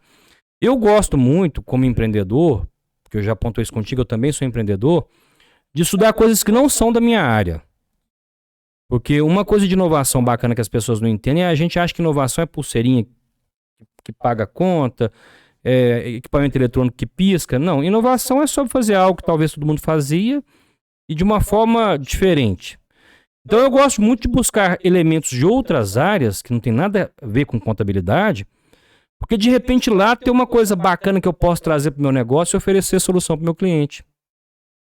Então, isso é um caminho, porque se amanhã há algum tipo de saturação, algum tipo de guinada no meu mercado, eu tenho elementos que foram importados de um para o outro. Uma história que eu acho maravilhosa, porque assim, na verdade, nada é inventado do zero. A prensa, a famosa prensa que foi utilizada da transição dos livros escritos manuais para a criação da imprensa, que quando foi que se permitiu que tivessem jornais e panfletos, o fundador dessa prensa, né, o criador da prensa, o Gutenberg, o pai dele trabalhava numa vinha. E o que ele ficava vendo? Ele ficava vendo o pai espremendo uvas com a prensa. Era uma ferramenta utilizada para extração de vinho, né, para fazer o vinho. E ele teve uma ideia, cara, se eu fizesse esse negócio aqui para reproduzir papéis, né, como seria a nossa copiadora hoje, bem rudimentar. Então ele pegou um conceito que não era do zero, pegou uma coisa que já existia e adequou para uma necessidade que o mundo tinha à época, que revolucionou o mundo. A gente só vai ter livros impressos por conta da iniciativa dele. Então, isso de você fazer leitura de outros cenários, de outros segmentos e trazer para o teu negócio, vai te abrindo campo para novas estratégias, para não ficar dependente de mercado, porque o mercado oscila. A máquina de escrever acabou, acho que o telefone fixo está indo embora. Acho que falar de Pareto também é legal, né? Porque ele era economista que colocou isso na agricultura, não foi? Como que é a história dele? Ele percebeu o potencial, o famoso 80-20, né? Que é a história das ervilhas. Ele percebeu lá que numa cartelinha de ervilhas você tinha uma quantidade muito pequena que geraria uma possibilidade muito alta de reprodução. E aí, em cima da reflexão dele, ele começou a chegar à conclusão que as coisas que causam impacto, em geral, são pequenas. Então, assim, o percentual do que realmente vai impactar no seu negócio, ele é muito baixo em função do resultado que ele produz. Ou, em bom português, vamos trazer isso para custos. Eventualmente, se você muda a forma de tratar a tua equipe, 20%, vai aumentar em 80% o teu clima, porque você teve uma atitude muito pequena que ela conseguiu linkar, escalar uma reação positiva muito grande. Essa é a ideia dele. Então, custos é muito sobre isso, sobre eu repensar os meus processos com foco em finanças. Pois agora a gente entrando aí no nível mais elevado de gestão, vamos falar das empresas que tem isso aí, tem controladoria, tem ali mais gestão dos seus custos. Agora são os grandes. E tem ali... e depois eu quero te fazer duas perguntas então, né? Você contextualizar o grande, né? E como seria o pequeno ter a mentalidade do grande, né? O que poderia, mesmo que pequeno, fazer uma planilha orçamentária e por aí vai, né? Sim, boa.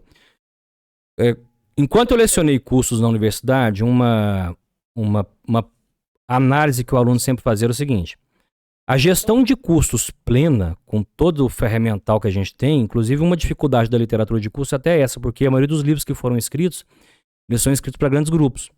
Então, uma coisa, assim, uma experiência que a gente tinha lá era levar o aluno para conhecer a Fiat. Uma coisa é o mapeamento estratégico de custos da Fiat, cara. Nós estamos falando de um grupo internacional gigantesco, aonde o valor do parafuso que vai no carro conta, né? Cada centavinho ali conta. Então, ali você tem um nível de precisão maravilhoso. Primeira contextualização, eu já não vou nem falar do que fazer, mas do que não fazer. A gente tem um perfil de gestor que ele é muito analítico e ele quer aplicar essa estrutura no negócio dele. Não vai dar certo. Ele não tem tempo nem recurso para isso. Então, na própria, a gente chama de contabilidade de custos, a disciplina, você tem lá 4, 5 métodos que a gente vai escolher desses métodos qual que é o mais adequado para o teu negócio. Na pequena e na média empresa, aí é bom, inclusive, vamos falar um exemplo que pode ser praticado.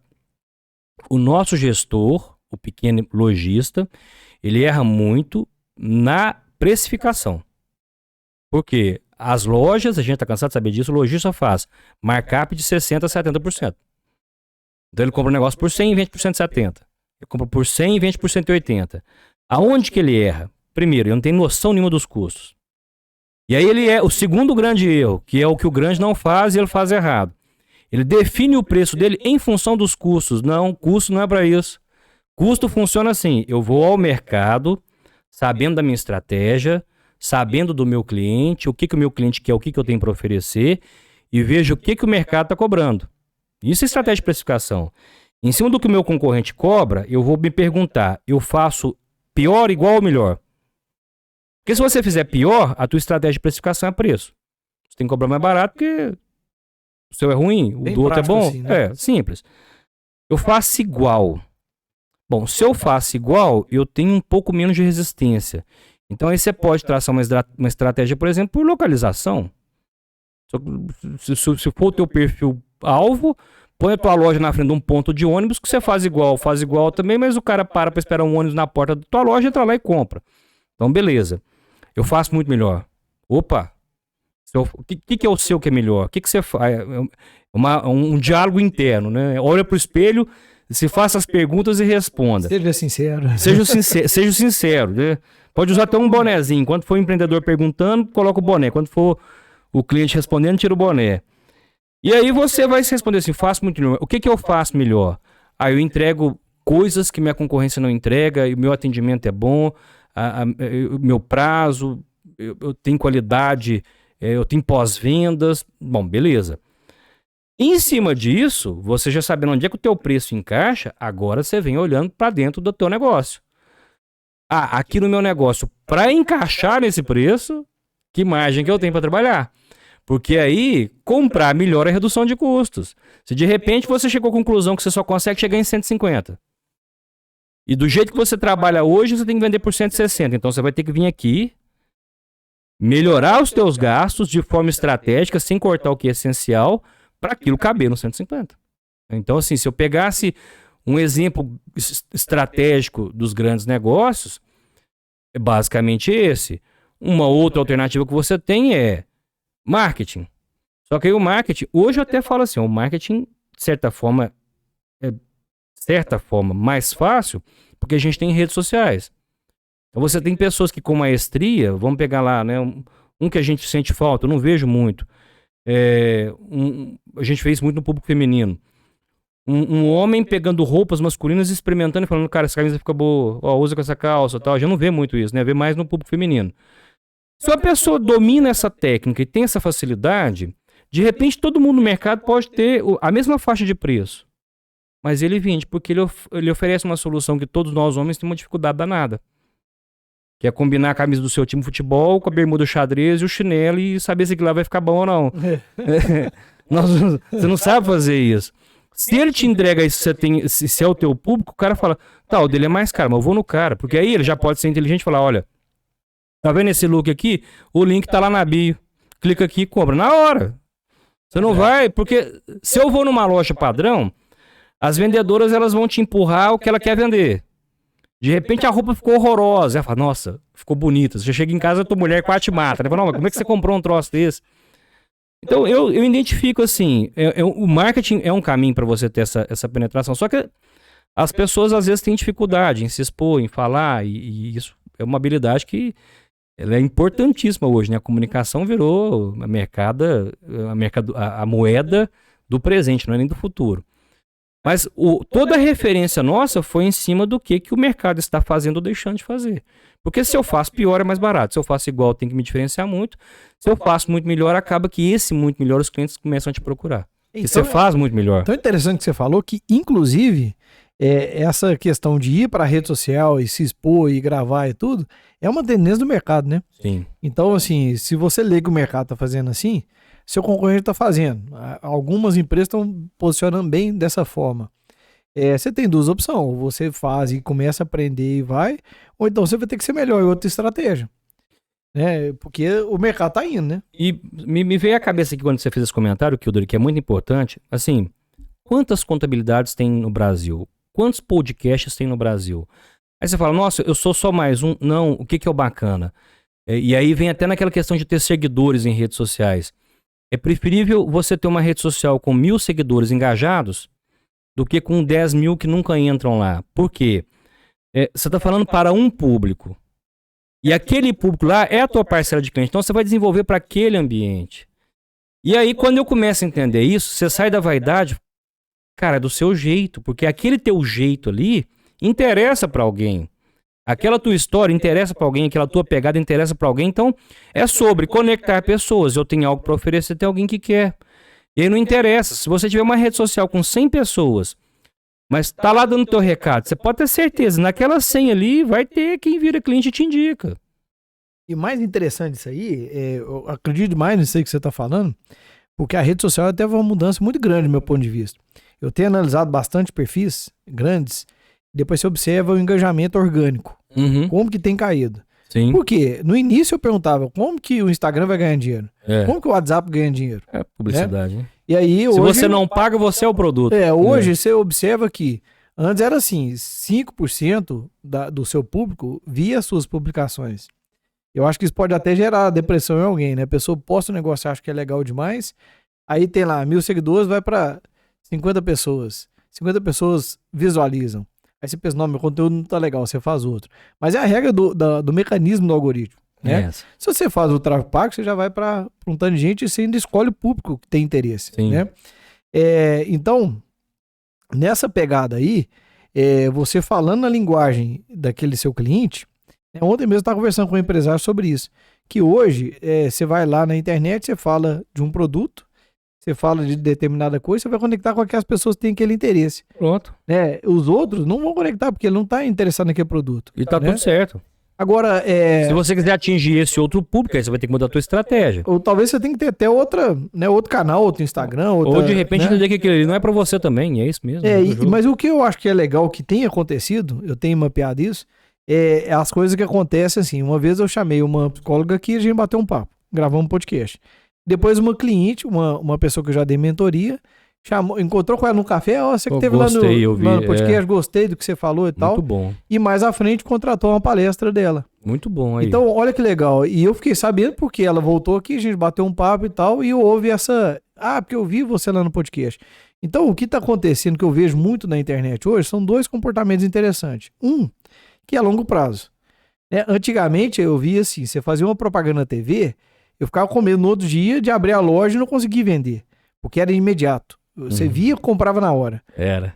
Hoje eu observo assim, que o que a gente conversa aqui... Já anunciava a promoção, já tinha gente na porta. Já tinha na porta. Assim, eu ficava com medo de fazer, porque eu tinha que ter 30, 50 peças no estoque, né? Preparado. Hoje, eu vejo que é o seguinte, eu falo do meu comportamento que eu observo e outras pessoas confirmam isso.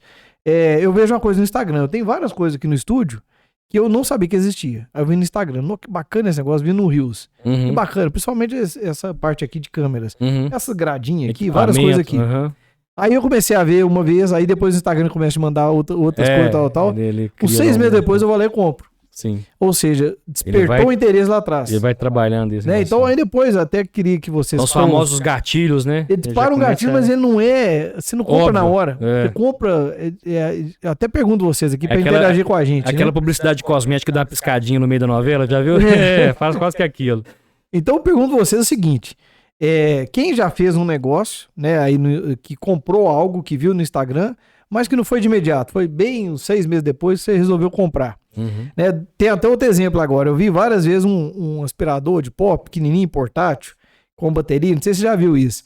Tem uma propaganda dele que tem um galão d'água, que você coloca ele em cima e puxa, ele suga o ar lá de dentro do galão e encolhe assim, ó. Já vi. De tão forte que ele é. Já vi, Eu acabei de comprar um aspirador desse, tá chegando agora. Eu vi várias vezes, falei, gente, o dia que eu tiver um negócio desse, ele gera uma necessidade na gente, né? Então... E o bacana é que às vezes você nem tinha necessidade daquilo, gerou necessidade. Não queria comprar aquilo, gerou necessidade. Então, eu quero estratégia. Interagir com você que está ouvindo aqui. Olha só que bacana, estudar sobre como fazer isto é um investimento, não estou cortando gastos. Dedicar tempo sobre estudar sobre isso é um investimento, não estou cortando gastos. É uma forma de alavancar a tua receita e tem tudo a ver com custos. Estou gastando melhor em conhecimento para saber como trazer esse cliente para o meu negócio. Você entender do marketing digital, dessa estratégia. Por quê? O que vai acontecer, nós estamos falando aqui sobre um assunto que vai ter pessoas que daqui 6 meses vai falar assim, eu estou precisando agora de olhar custo. Sim, né?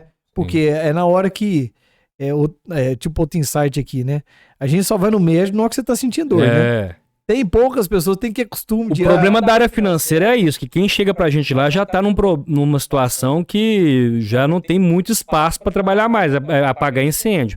Mas quando eu tenho um trabalho preventivo, se trabalha, por isso nós somos consultivos, porque se trabalhar de forma preventiva é o melhor remédio. Você não fica preso às surpresas. Então, em geral, desagradáveis. Vamos pensar o seguinte, né? Você tem lá X clientes lá na sua carteira lá de várias épocas. Tem uns que tem mais anos, menos anos e tal. Mas será que teria como você ter uma porcentagem de quantos clientes vão porque tá passando um aperto? E quantos clientes vão? Porque, Wagner, eu vim cá tomar um café com você e dar uma revisão se tá tudo ok. Não é nem Pareto, é estatística do Wagner, 95-5.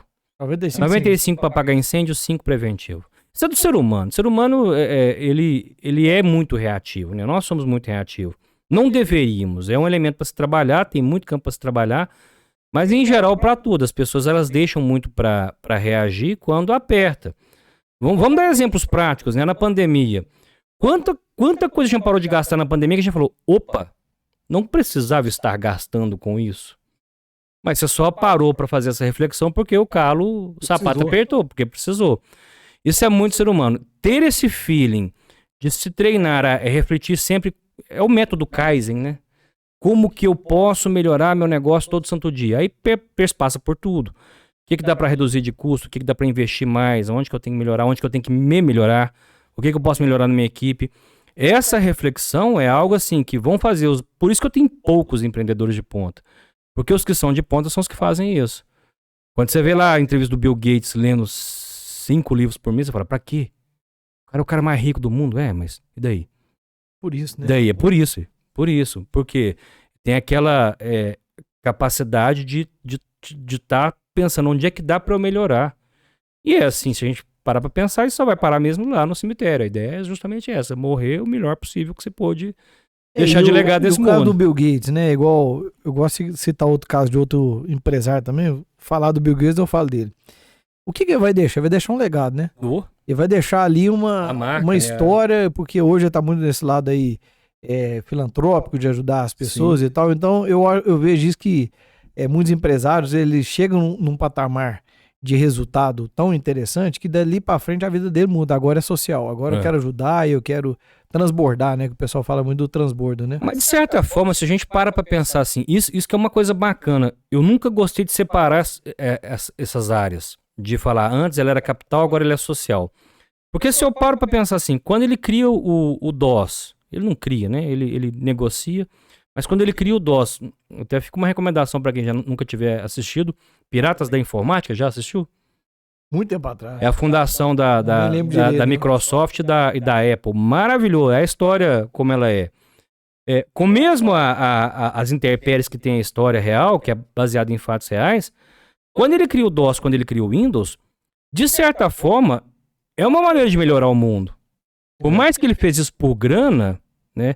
E aí é um julgamento que a gente tem muito, mas o cara fez por dinheiro. Tá, mas o resultado? Porque pensa comigo.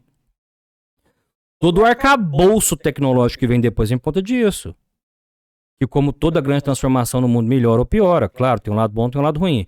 Mas quanta coisa se foi construída em cima desse processo tecnológico, né? Se a gente tem smartphone hoje, com a facilidade que a gente tem, vamos falar em bom português. Por conta do Steve Jobs e o Bill Gates brigando, a gente pede uma comida no iFood que chega aqui para mim agora. Que gera renda para quem trabalha em casa, que gera renda para o motoboy, que facilita a minha vida, que tem uma empresa, tá todo mundo ganhando, porque faz manutenção da moto, eu não gosto de separar, na verdade assim, mesmo a atitude dele, por mais que tenha sido egoísta, só em ganhar grana, o resultado final, isso na verdade não é nem fala minha, é o Adam Smith, né, a famosa mão invisível é essa, que na verdade essa atitude sob uma certa ótica egoísta, que gera resultado para o mundo, né, e o Adam Smith falava, não é porque o açougueiro não é bonzinho, ele mata, o açougueiro que ia falar na época era o cara que ia lá no pasto buscar o gado. Ele não é bonzinho, né? Ele não faz isso por bondade, ele faz isso porque ele precisa sustentar uma família. Mas o interesse próprio do açougueiro coloca carne na tua mesa. Eu falava, esse movimento da pessoa querer atender interesses próprios geram coisas tão nobres quanto um simples trabalho social. E se você é um empreendedor e emprega 10 famílias e do teu empreendimento saem 10 famílias sustentando, né, 10 pessoas sustentando as famílias, isso é um trabalho social. O que acontece com Jobs, e o Jobs não já faleceu, o Gates é que ele pôde parar e agora só se dedicar para isso. Mas a leitura que eu gosto de fazer é que assim, então, ele fez... sempre o impacto foi social. Ele poderia não ter o coração aberto para isso. Mas mesmo assim, não vamos estamos fazendo uma análise psicológica aqui de boteco. Fase egoísta, fase altruísta. Mesmo na fase egoísta, ainda gerou resultado pro mundo. E muito. Eu vi até um Reels que fala sobre isso.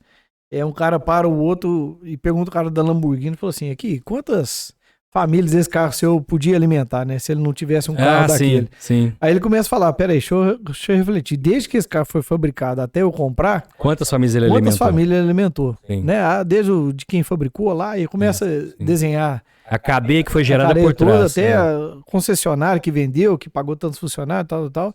Então, assim, realmente é uma discussão interessante. Sim.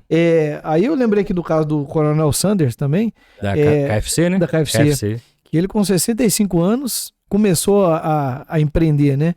E desde então foi uma vida toda dolorida, toda cheia de problemas, né? Cheia de percalços. Cheia de percalços. E ele, em 8 anos, ele fez deixou um legado também, mega né? empreendimento, sim. E aí eu acho interessante porque quando a pessoa tem essa conexão, né? Eu vejo muito que tem a ver com o propósito, né? Quando o cara vira essa chavinha, ele começa a fazer e o negócio começa a crescer, começa a atrair as pessoas e deixa, né?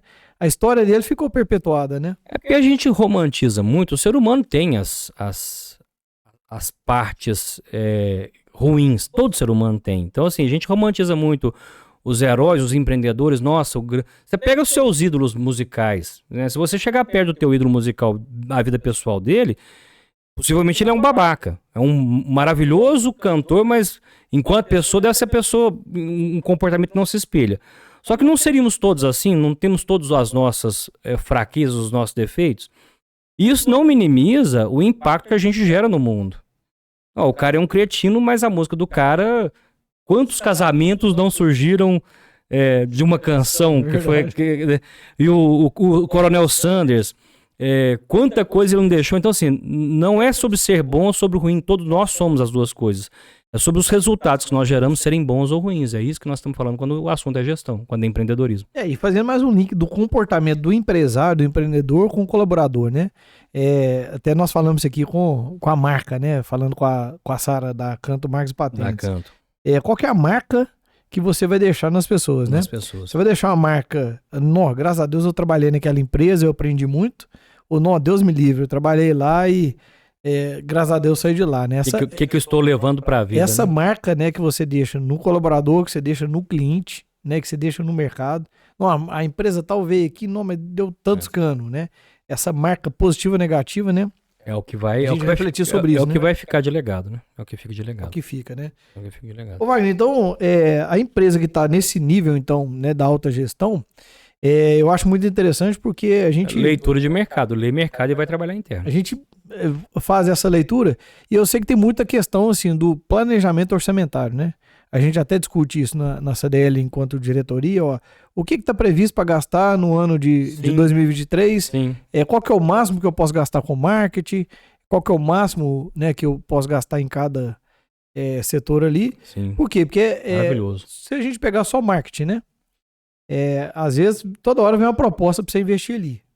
Se você tem esse planejamento, explica um pouco mais pra gente aí dessa ideia, né? O planejamento orçamentário, assim, para quem não tem familiaridade com o conceito, ele é basicamente assim, você vai pegar, classifique, né, os teus gastos, essa classificação não precisa ser algo muito extensa, você pode ter algo lá assim, olha, meus gastos com marketing, com equipe, com processos, aluguel, o básico, né, que a gente separa água, luz, telefone, então você vai ter lá uma planilha de gastos, onde o seu gasto por mês é 100 mil, como que estão distribuídos esses gastos nessas contas? Então, deixa 100 mil, vou separar 5 mil para marketing. Beleza. Então, você faz esse gasto, em geral, a gente faz cenários, né? 3, 6, 12 meses, porque não dá para você fazer um gasto para daqui a um planejamento para daqui a 5 anos. Você faz, então, o teu escopo, e aí, baseado na tua estratégia que está desenhada, você já sabe que com marketing você pode gastar 5 mil. O que você vai medir? Estes 5 mil que eu estou gastando estão me trazendo o quê? Porque quando bater na tua porta o panfleto, a rádio, a gestão de tráfego, o site, o Instagram, o que é que poderia vir mais 5 mil, cabe no meu orçamento? Ou quem sabe o que eu já tenho não está funcionando, eu troco o que eu tenho por esse que está chegando agora.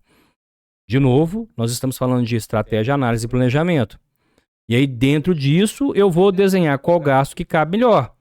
Amanhã o mercado recuou, a coisa deu uma esfriada. Você vai olhar o teu orçamento, vai adequar à nova realidade. Você já está sentindo que você tem que mudar, tem que lançar produto novo, tem que lançar serviço novo. Você já vai ter que abrir o seu orçamento para tentar pegar coisas diferentes do que você trabalha. Por isso que a gente sempre fala em lucro. Porque aí eu preciso dessa reserva para quê? Porque já que eu vou ter que expandir, de onde que eu vou tirar essa grana? Eu tenho duas opções. Da própria empresa ou pegar dinheiro emprestado. Claro, são estratégias. Pode ser que pegar o dinheiro emprestado seja uma estratégia boa, né? Empréstimo não necessariamente é uma coisa ruim. Mas o dinheiro, o capital próprio, é sempre um capital mais barato, né? Não tem juros, a não ser os juros o custo-oportunidade. Seria aquela possibilidade do teu capital estar investido em outro lugar. Mas pelo menos você não está pagando, né? Você está deixando de ganhar diferente. Então, assim, quando eu tenho essa visão do que eu quero e do cenário que eu tenho, você dimensiona o teu gasto para aquilo. Então, se é 5 mil de marketing, vamos tentar os próximos 6 meses? A gente sabe que, em geral, menos de 6 meses você não vê muito resultado de projeto nenhum, né, nessa área. Então, para os próximos 6 meses, eu reservei 5 mil. Daqui a 6 meses, ou seja, 30 mil, você já sabe que o resultado que você esperava tem que ser pelo menos igual a 30. Não é que foi menor que 30 que foi ruim. Pode ser que você errou na execução. Então, vale a pena tentar mais 6 meses? Com mais 3 meses eu melhoro isso? Ou pode ser, nossa, joguei dinheiro fora, é isso mesmo, é do jogo, paciência, usa isso como aprendizado para no próximo orçamento você melhorar a tua estratégia. E vai. E é isso sempre, com constância, planejamento, monitoramento e execução, sempre. A grande chave aí é que eu vou tomar uma decisão, eu volto lá no meu plano, né? Uhum. Eu posso ou não posso? Tá dentro da minha cota ou não tá? Então, eu não tenho orçamento para isso. Sim. Tá, e aí, o que eu vou fazer? Igual você falou, eu vou trocar uma despesa de uma coisa, de uma área para outra, ou então vou ter ciência que eu vou aumentar meu custo ali, né? Eu deixo de monitorar ele. Nenhum marinheiro entra num barco sem uma rota, nenhum piloto entra no avião sem um plano de voo. Você tem que saber onde é que você quer chegar, os instrumentos que você tem em mãos, para saber se o teu negócio vai atender o resultado esperado ou não. É simples. Você tem que ter aquele plano ali. Sim. E dá para aplicar nos pequenos, né? Mesmo que ele tá começando. Eu tô falando de coisas simples. Aí vem uma dica, né? De ouro. Não sabe Excel, tá na hora de aprender. Porque assim, pequeno gestor, o grande desafio dos pequenos gestores, dos pequenos empreendedores, é não ter grana suficiente para pagar alguém para fazer e não ter conhecimento suficiente. Isso há 20 anos atrás era um problema. Hoje, com internet, Instagram, redes sociais do caramba, joga lá no Google, cursinho básico de Excel, tem gratuito. Não vai nem pagar isso, lá no YouTube tá cheio de dicas. Como fazer na planilha orçamentária? Entra lá, monta uma, começa a trabalhar. Você mesmo vai melhorando a tua ferramenta, você mesmo vai criando aprendizado. Na pior das hipóteses de errado, você já pode vender cursos de Excel. Pronto, eu vou te contar já criou a oportunidade empreendedora. Vou te contar uma experiência minha na pandemia. Logo o negócio começou a pegar mesmo. A discussão era caixa. E eu falei assim, eu vou fazer um curso para resolver o problema de caixa. Eu estava fazendo uma consultoria para uma empresa que o problema era caixa. Aí eu pensei assim, olha, eu vou ensinar para eles, vou parar aqui a consultoria aqui para falar de caixa, que é a dor, mas a gente podia estar falando de outra coisa. Aí o que eu fiz? Fiz a planilha para entregar para eles. Aí fui ensinar para eles, eu vi que ia gastar algumas horas para explicar. Aí eu falei assim, não, então vou fazer o seguinte, vou gravar um curso, colocar na Hotmart, ensinando a preencher a planilha. A planilha ficou muito prática, em cima é as entradas e embaixo as despesas, de fluxo de caixa, né? E aí, todo dia que você lança lá o que vai entrar, o que vai sair, já te mostra o saldo do dia. E se você preenche os próximos meses e entradas e saídas, você sabe, ó, no dia 10 do mês que vem eu tô vermelho. Sim. Né? Aí você consegue ali, vou antecipar cheque, cartão. Então eu não preciso antecipar tudo, eu antecipo só... Aquilo que eu já sei que eu vou precisar. E aí no curso eu ensinava os cenários, né? Olha, se você vai antecipar cartão, não antecipa tudo não, joga aqui dessa forma aqui que você vê. E eu fiz ela em 3 níveis. Um básico, que você coloca lá, ó, entra R$1.000, sai tantos reais. Do geralzão? O intermediário, onde que eu colocava o nome de cada despesa. Mais detalhado. Né, detalhava tal, todas as despesas ali. E o avançado, onde que fazia uma planilha orçamentária. Eu colocava ali qual que é o máximo que eu posso gastar e a planilha ia mostrando, né? Bom, legal demais. Mas o que mais me chamou atenção é o tão pouco interesse do pessoal. Sim. Entende? Porque assim, um negócio fácil, R$39 que eu coloquei para vender, mas com um lado social ali né, a pessoa tá com um problema, vai lá e faz, que resolve. Mas 2 horas de curso, é um tempo pouco que você dedica, uma planilha vem pronta, você só vai aprender a preencher ela, e foi poucos os casos, né? Claro que eu não tive uma estratégia comercial de venda também muito assertiva, né? Mas o fato é, se eu colocar dentro da plataforma igual a Hotmart, um negócio que a princípio resolveria o problema de muita gente, não teve tanta saída. O problema é que o coração do empreendedorismo, ele é a inconformidade com a própria circunstância. O controle remoto ele só foi criado porque alguém estava de paciência cheia de levantar e trocar o canal da TV. Então, assim, aquela não aceitação da realidade é o motor do empreendedorismo. A pessoa que está conformada porque tem algum tipo de rendimento, alguma renda já, ele não busca melhorar e a grande maioria cai nisso. Eu tenho um controle orçamentário que nem é tão difícil assim de ser feito, que tem formas hoje muito simples, né? Hoje a gente já tem aplicativo que acessa o teu banco, puxa o teu extrato automaticamente e já classifica. Há recurso para isso. Mas é o quê? É 30 minutos que você tem que sentar e dar uma estudada, uma lida, assistir um vídeo. E a pessoa acha que, não, do jeito que tá bom. Então, assim, essa inconformidade com a circunstância é o motor empreendedor quando a pessoa cai na famosa zona de conforto, que na verdade eu acho que até zona de desconforto, porque uma hora essa zona vai ficar pequena. É onde ela não cresce. Assim, os nossos empreendedores, o erro clássico deles é justamente essa. Eu tenho que ter ferramentas para eu alavancar meu negócio. O que eu preciso? E aí isso é aprendizagem contínua, né, pro resto da vida. Bom, então se a gente pegar agora, pegar as pessoas que estão, você falou aí de 5%, né? 95,5%. 5% são aquelas pessoas que antes da dor doer, chegam, o que você acha que eu posso fazer esse ano para melhorar? Tá bom aí, não tá? Mas eu posso reduzir imposto de forma correta? Sim. Eu posso rever aqui, o que você me aconselha? Aí vai lá como te pedindo um conselho, né, de uma pessoa que tem muita experiência de custo, de mercado e tudo, e você vai trazer para ele ali uma forma dele melhorar ainda as operações dele, né? Bom, então, o que a gente pode elencar, né, que a vida desse cara aí vai ser mais tranquila, né? Vai ter um sono melhor, né? O que a gente pode... Porque, assim, na verdade é um comportamento que o Roberto Inachique fala um negócio legal, que eu concordo muito, que a água do mar é salgada em qualquer lugar do mundo. Então, se ele tem esse comportamento no empreendedorismo, vai ter nas outras áreas da vida dele, provavelmente, né? Não se separa, né? Igual a gente tem o hábito de falar. Vou contar um caso clássico. Eu lecionei na Federação das Indústrias por um bom tempo, nesses cursos livres. E lá o perfil, o público comum era empreendedores mesmo, pessoas, né, de mercado, para ensinar essa galera a trabalhar com custos direto. E um dos casos que chegou para mim foi um empreendedor que ele abriu 8 MEIs. Porque o MEI, você só pode ter um MEI em seu nome, né? E o MEI tem aquela limitação de 81 mil de faturamento ano. Ele abriu um nome dele, outro nome da esposa, da filha, dos irmãos, porque 8 MEIs vezes 81 mil, 600 e poucos mil de limite anual. Beleza. E aí, basicamente, como ele opera com maquininha de cartão de crédito, ele tem que ter 8 máquinas de cartão de crédito. E ele tem que monitorar as 8 máquinas para não estourar 81 mil anual em cada uma das máquinas. São 8 contas correntes, e esse controle orçamentário que a gente falou aqui vezes 8, e o fluxo de caixa vezes 8, e todo o controle vezes 8.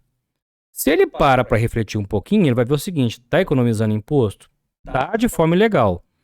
Isso é sonegação, uma hora a casa cai. Porque como eu tenho que entender que o sistema todo já é eletrônico.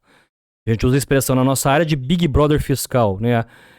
O famoso livro do George Orwell, o Big Brother está vendo você, no nosso caso a Receita Federal está vendo você. Então, há uma visibilidade sobre essas movimentações, né? Porque uma hora isso vai ter que entrar na pessoa física do cara.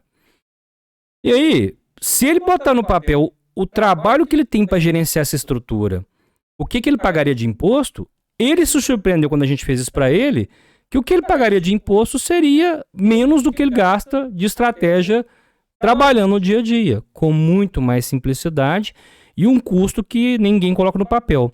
Botar a cabeça no travesseiro e dormir tranquilo. Porque do jeito que ele estava, é questão de tempo a receita bater na porta.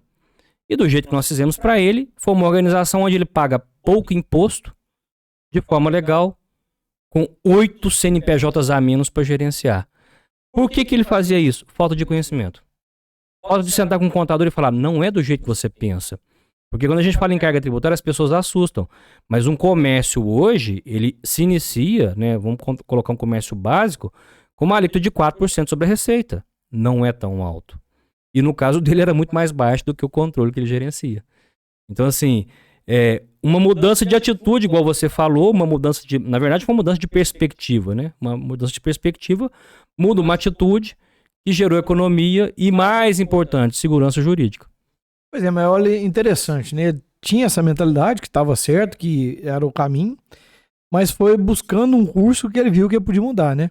Deu o primeiro passo. Então, assim, o que é interessante é que ele descobriu isso no melhor caminho, né? Buscando informação. Foi atrás da informação. Foi atrás. Isso que eu vejo uma coisa importante. Igual ao outro episódio que, né, vai ao ar, falando de uma cliente que registrou a marca lá do Belém do Pará, que veio aqui buscar, né, a plaquinha lá na Sara. Na Sara. E aí eu fiquei ouvindo a história dela e pegando ali quais são as características que fazem ela crescer.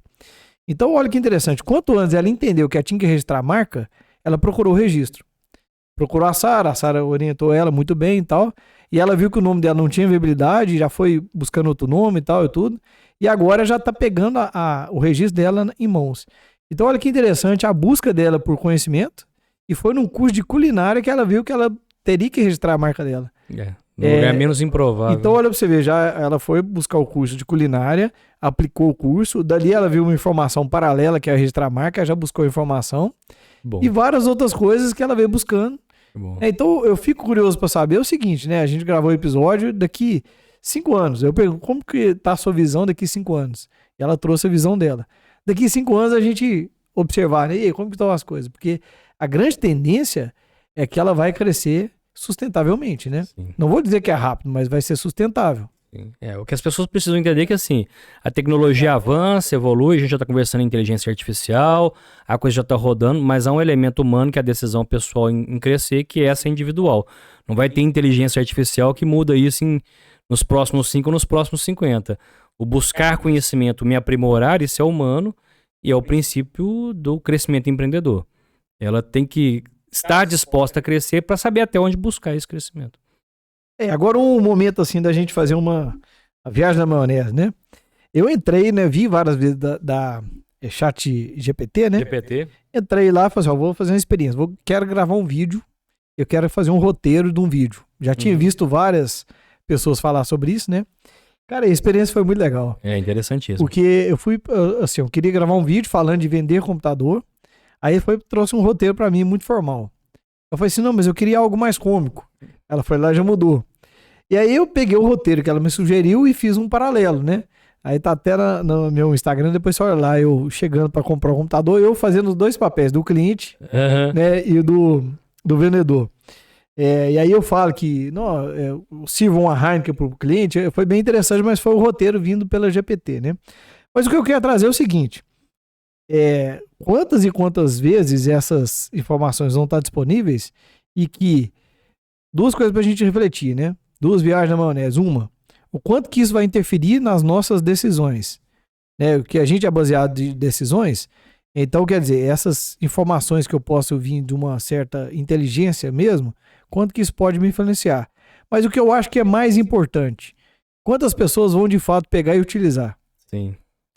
Essa discussão é muito válida, aí é uma, como você colocou, uma viagem na maionese, mas ela tem um aspecto filosófico. Vocês conhecem uma obra que aborda isso já tem algumas décadas, que é o famoso Frankenstein.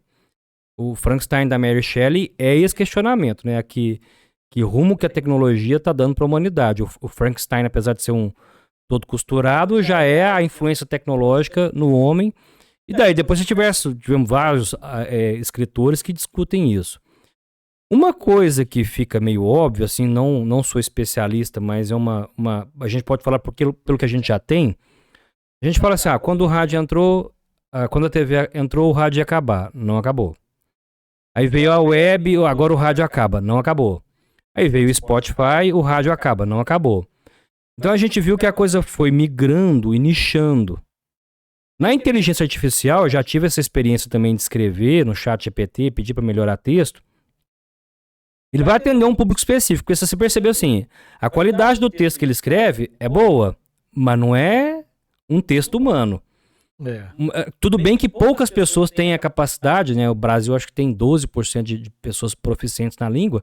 Então vamos falar assim, tem 10% da população brasileira que consegue bater o olho naquilo ali e falar, opa, tá bom, mas não é isso aqui não. Então assim, vai nichar, para um público geral vai atender. Mas se você quiser expertise, isso já cria um outro mercado.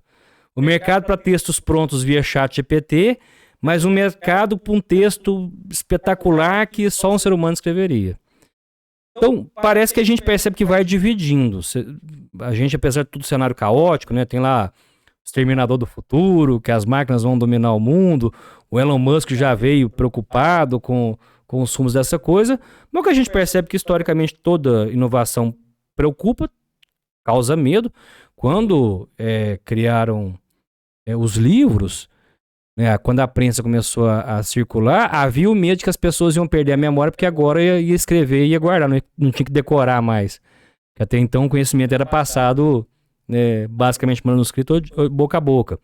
Não, e foi a revolução intelectual. Então, assim, ela sempre causa estranheza, ela sempre causa medo, mas a gente sabe que ela, no final das contas, nicha. Porque hoje você tem quem lê livros, quem não lê. Você tem quem lê muito, quem não lê. E aí você vai nichando. Eu acredito que a tecnologia, a inteligência artificial, ela vai pro mesmo caminho.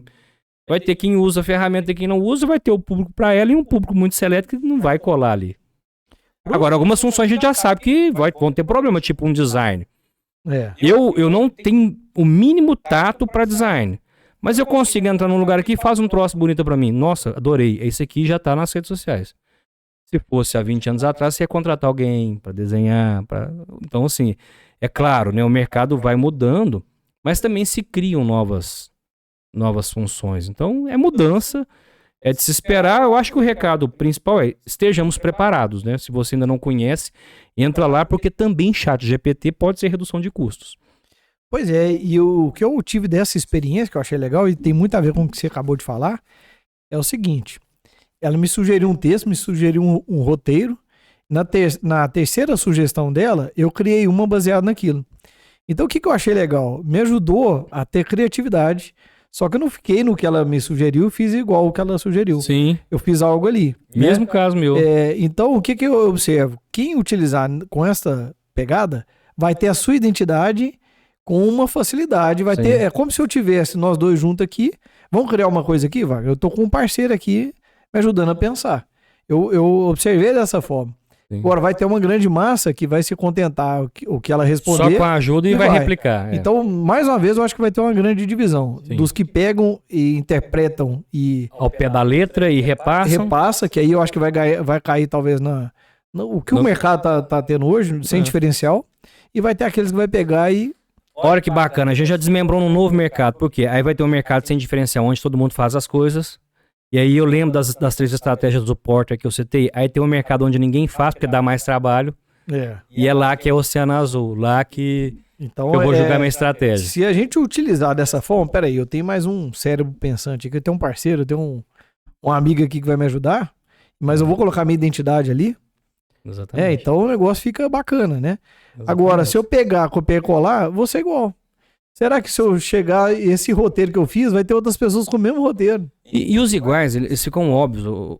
A gente vê, vamos pegar assim, essa geração, quando você vê na rua, pega o vestuário. Você vê que é um padrão de vestuário que as pessoas usam quase que o mesmo. Vamos pegar homens, né? Você tem um padrão de vestuário ali idêntico. Por quê? Porque está se copiando. Quem que destaca? Quem vai colocar uma coisa mais ousada, mais tradicional, diferenciada? Aquele chama atenção. Porque num lugar onde todos são iguais, então é massa. Na estratégia é a mesma coisa. Todo mundo está escrevendo textos agora com chat GPT. Bacana. Aí a pessoa que tem um pouquinho de domínio da língua sabe que o conteúdo não é excelente. Ele atende, ele dá o recado. Mas assim, para quem domina a estrutura de língua, sabe que esse texto fica melhor aqui do que aqui, não atende. Então assim, se você está vendendo um curso, quer criar um roteiro e quer ter clareza na entrega do teu conteúdo, o chat GPT vai escrever um material de graça. Mas o aprendizado do teu aluno não vai ser a mesma coisa, porque não atende o que o cara precisa. Falta a identidade ali. Isso é um fator humano que a máquina duvido que consiga nos próximos séculos. É difícil. E aí depois a gente pode até pegar um outro, né, episódio sobre isso, falar dá pano pra manga. Da Revolução Industrial aí, que talvez foi uma coisa que aconteceu lá atrás, semelhante, né? Sempre onde que veio máquina, tirou a pessoa que estava... Aí vamos falar do medíocre, né? Medíocre no sentido de ser mediano, né? Sim. Então a pessoa que é medíocre, ele segue a média, ele faz o mínimo, o básico que precisa fazer, e vai ser muito impactado, provavelmente. Aquele que está sempre buscando algo além da média, provavelmente vai pegar isso como um lado positivo e vai surfar na onda, né? Sim. Sempre, de novo, a gente volta na postura de se enxergar o movimento que o mundo está caminhando, para eu avaliar se vale a pena ir por lá ou ficar quieto aqui. Sempre tem, né? Sempre tem. Não é porque eu tenho aplicativo do banco que você não vê um monte de gente na fila do banco esperando para pagar a conta. Tá lá. O banco não consegue tirar. O sonho do banco é arrancar aquilo. Não pode, porque tem gente que quer aquilo ainda. Então é saber. É claro, se há mais concentração, quando tem novidade. Mas, em geral, assim, é um aspecto que a gente vê de mercado que a coisa tá onde não tem concentração. O diferencial tá ali. Onde ninguém faz aquilo ali que tá o diferencial. Ô, Wagner, então, assim, quem tiver aí com dúvida, né, nesse assunto, como que você pode lá na contabilidade dar essa orientação? Como que você oferece essa consultoria para os seus clientes aí? E quem não é cliente ainda, como que ele pode pegar informação com você lá? Os nossos clientes já têm um trabalho de proximidade, já são prata da casa, as portas estão sempre abertas, então eles já têm os canais que demandou, já é o WhatsApp. O nosso atendimento é humanizado, responde, manda e resolve. Mas para quem não é cliente ainda, vai nos seguir nas redes sociais. O nosso Instagram, @sejaícone, o nosso YouTube também, @sejaícone. Nós temos a nossa newsletter semanal, onde eu jogo sempre esses conteúdos com temáticas que são aplicáveis no teu negócio. No próprio site você consegue se inscrever. E aí, continua nos seguindo, continua nos acompanhando para você começar a se sensibilizar onde que talvez você precise mudar e é onde que nós entramos te indicando caminhos do que pode ser aprimorado e aperfeiçoado no teu negócio, especificamente na parte tributária, mas com certeza com outros elementos que vão transformar o teu negócio consideravelmente. Bom, então para a gente ir caminhando para o fim aqui, queria que você desse uma dica de ouro ou um pulo do gato. O que o empresário que está ouvindo aqui, e eu gosto sempre de falar aqui que tá passando perrengue, né? Porque aqui que tá com a vida boa ali, eu vou te pedir 2 dicas. O que tá ali na zona de conforto ali, né? Que tá tudo bom. E o que tá passando perrengue. Vamos começar por quem tá na zona de conforto. Cuidado que o mundo gira e nessas giradas a estratégia vira de ponta cabeça. Então, a garantia de sucesso no passado não garante que você tenha o mesmo sucesso no futuro. É necessário se reinventar, é necessário estar de olho no mercado, é necessário buscar novas informações, ou mesmo também saber se, quem sabe, não é hora de parar. Se você já não está com energia mais para ficar reinventando, quem sabe então está na hora de passar o bastão. O que você não pode é ficar na tua zona de conforto esperando a coisa acontecer, porque aí você vai ser surpreendido.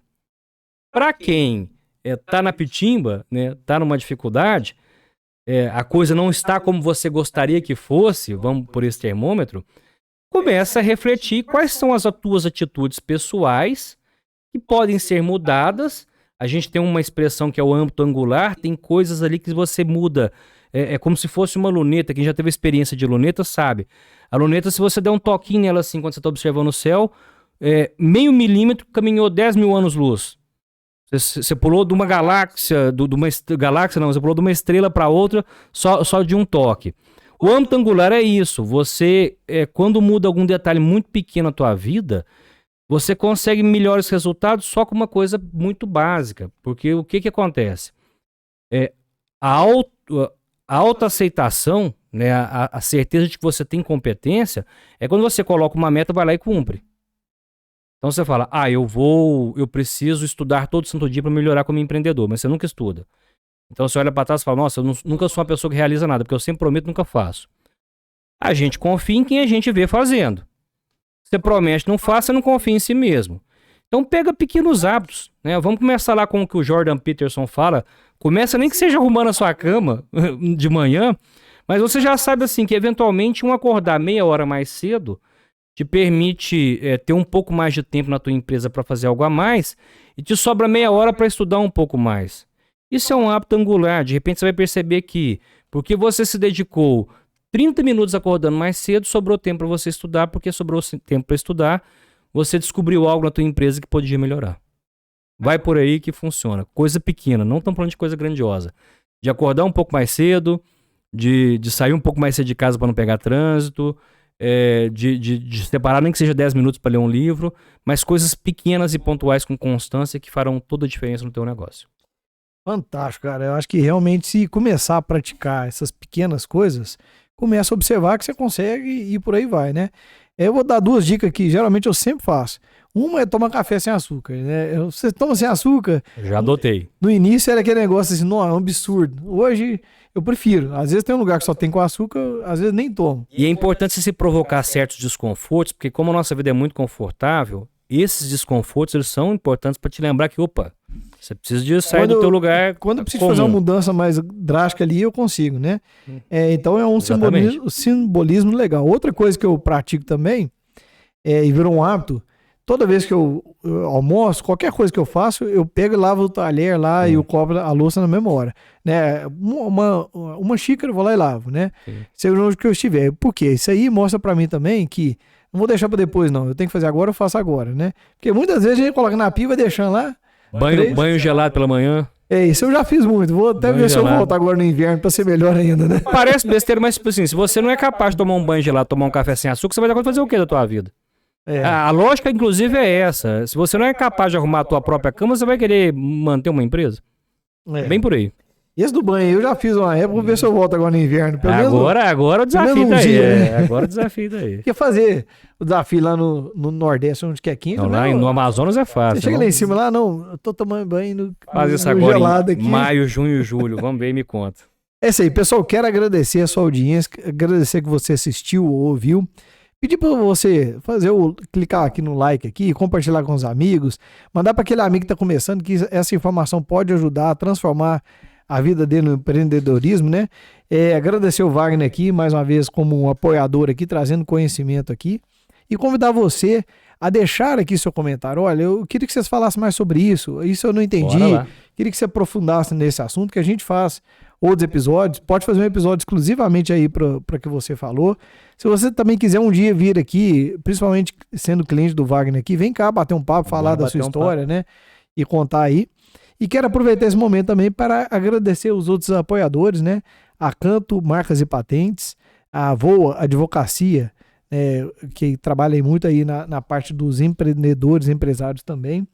A Brasil Fit, que manda pra gente pão de queijo hoje. Nós estamos gravando quase na hora do almoço aqui, não teve o pão de queijo aqui. No próximo a gente come dobrado. Nós vamos comer dobrado na próxima, né? A Seguralta também, que tem sempre um seguro ali na medida ali para proteger a sua família, proteger a sua empresa e tirar. Até nós não falamos sobre isso, né, Wagner? Como que o seguro pode entrar ali na planilha dos custos para fazer ali uma previsão do imprevisto, né? Fundamental. Totalmente orçamentário. E até vou falar para você, hein? Você tem seguro do seu iPhone?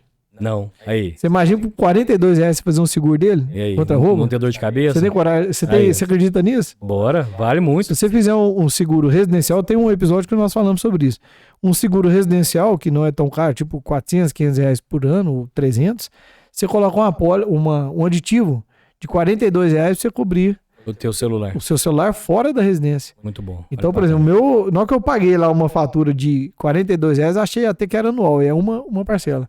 ótimo, Então, é uma coisa importante, né? ótimo. Bom, Pilar Digital também, né? Uma agência de marketing aí especializada em fazer a sua empresa ter umas boas estratégias aí, principalmente para quem quer aí se tornar o próprio influencer da marca. Muito bom. Então, quero agradecer a todos aí. E aí, com Contabilidade Consultiva. Estamos à disposição. Com certeza. Então, você tem dúvida aí, você tá muito satisfeito, gente. Tá na hora de realmente procurar seu contador e falar assim, como que eu posso ficar mais satisfeito ainda, né? Exatamente. Acho que a grande chavinha que a gente quer ver é que Exatamente. tá bom, né? A saúde tá boa. Dá pra Vai melhorar? Pra Vambora. academia pra ficar melhor, não é isso? Vambora. Isso aí. A Teletec também tá como apoiadora aqui. Então, se você tá com um problema de TI aí ou quer fazer... Uma coisa que é muito importante, né, Wagner? Às vezes o computador do cara demora um tempão pra ligar. Produtividade. Às vezes ele tem que ligar, vai lá tomar um café, depois demora meia hora pra voltar, o computador não ligou ainda. Vai lá na Teletec, coloca um SSD e o trem fica, ó, rapidinho. Ligou, funcionou, novo, fica novo. Ganha, recupera o HD em 30 dias e depois dali pra frente a produtividade alta e a economia de gastos. É isso aí. Pessoal, gratidão pela sua audiência aqui.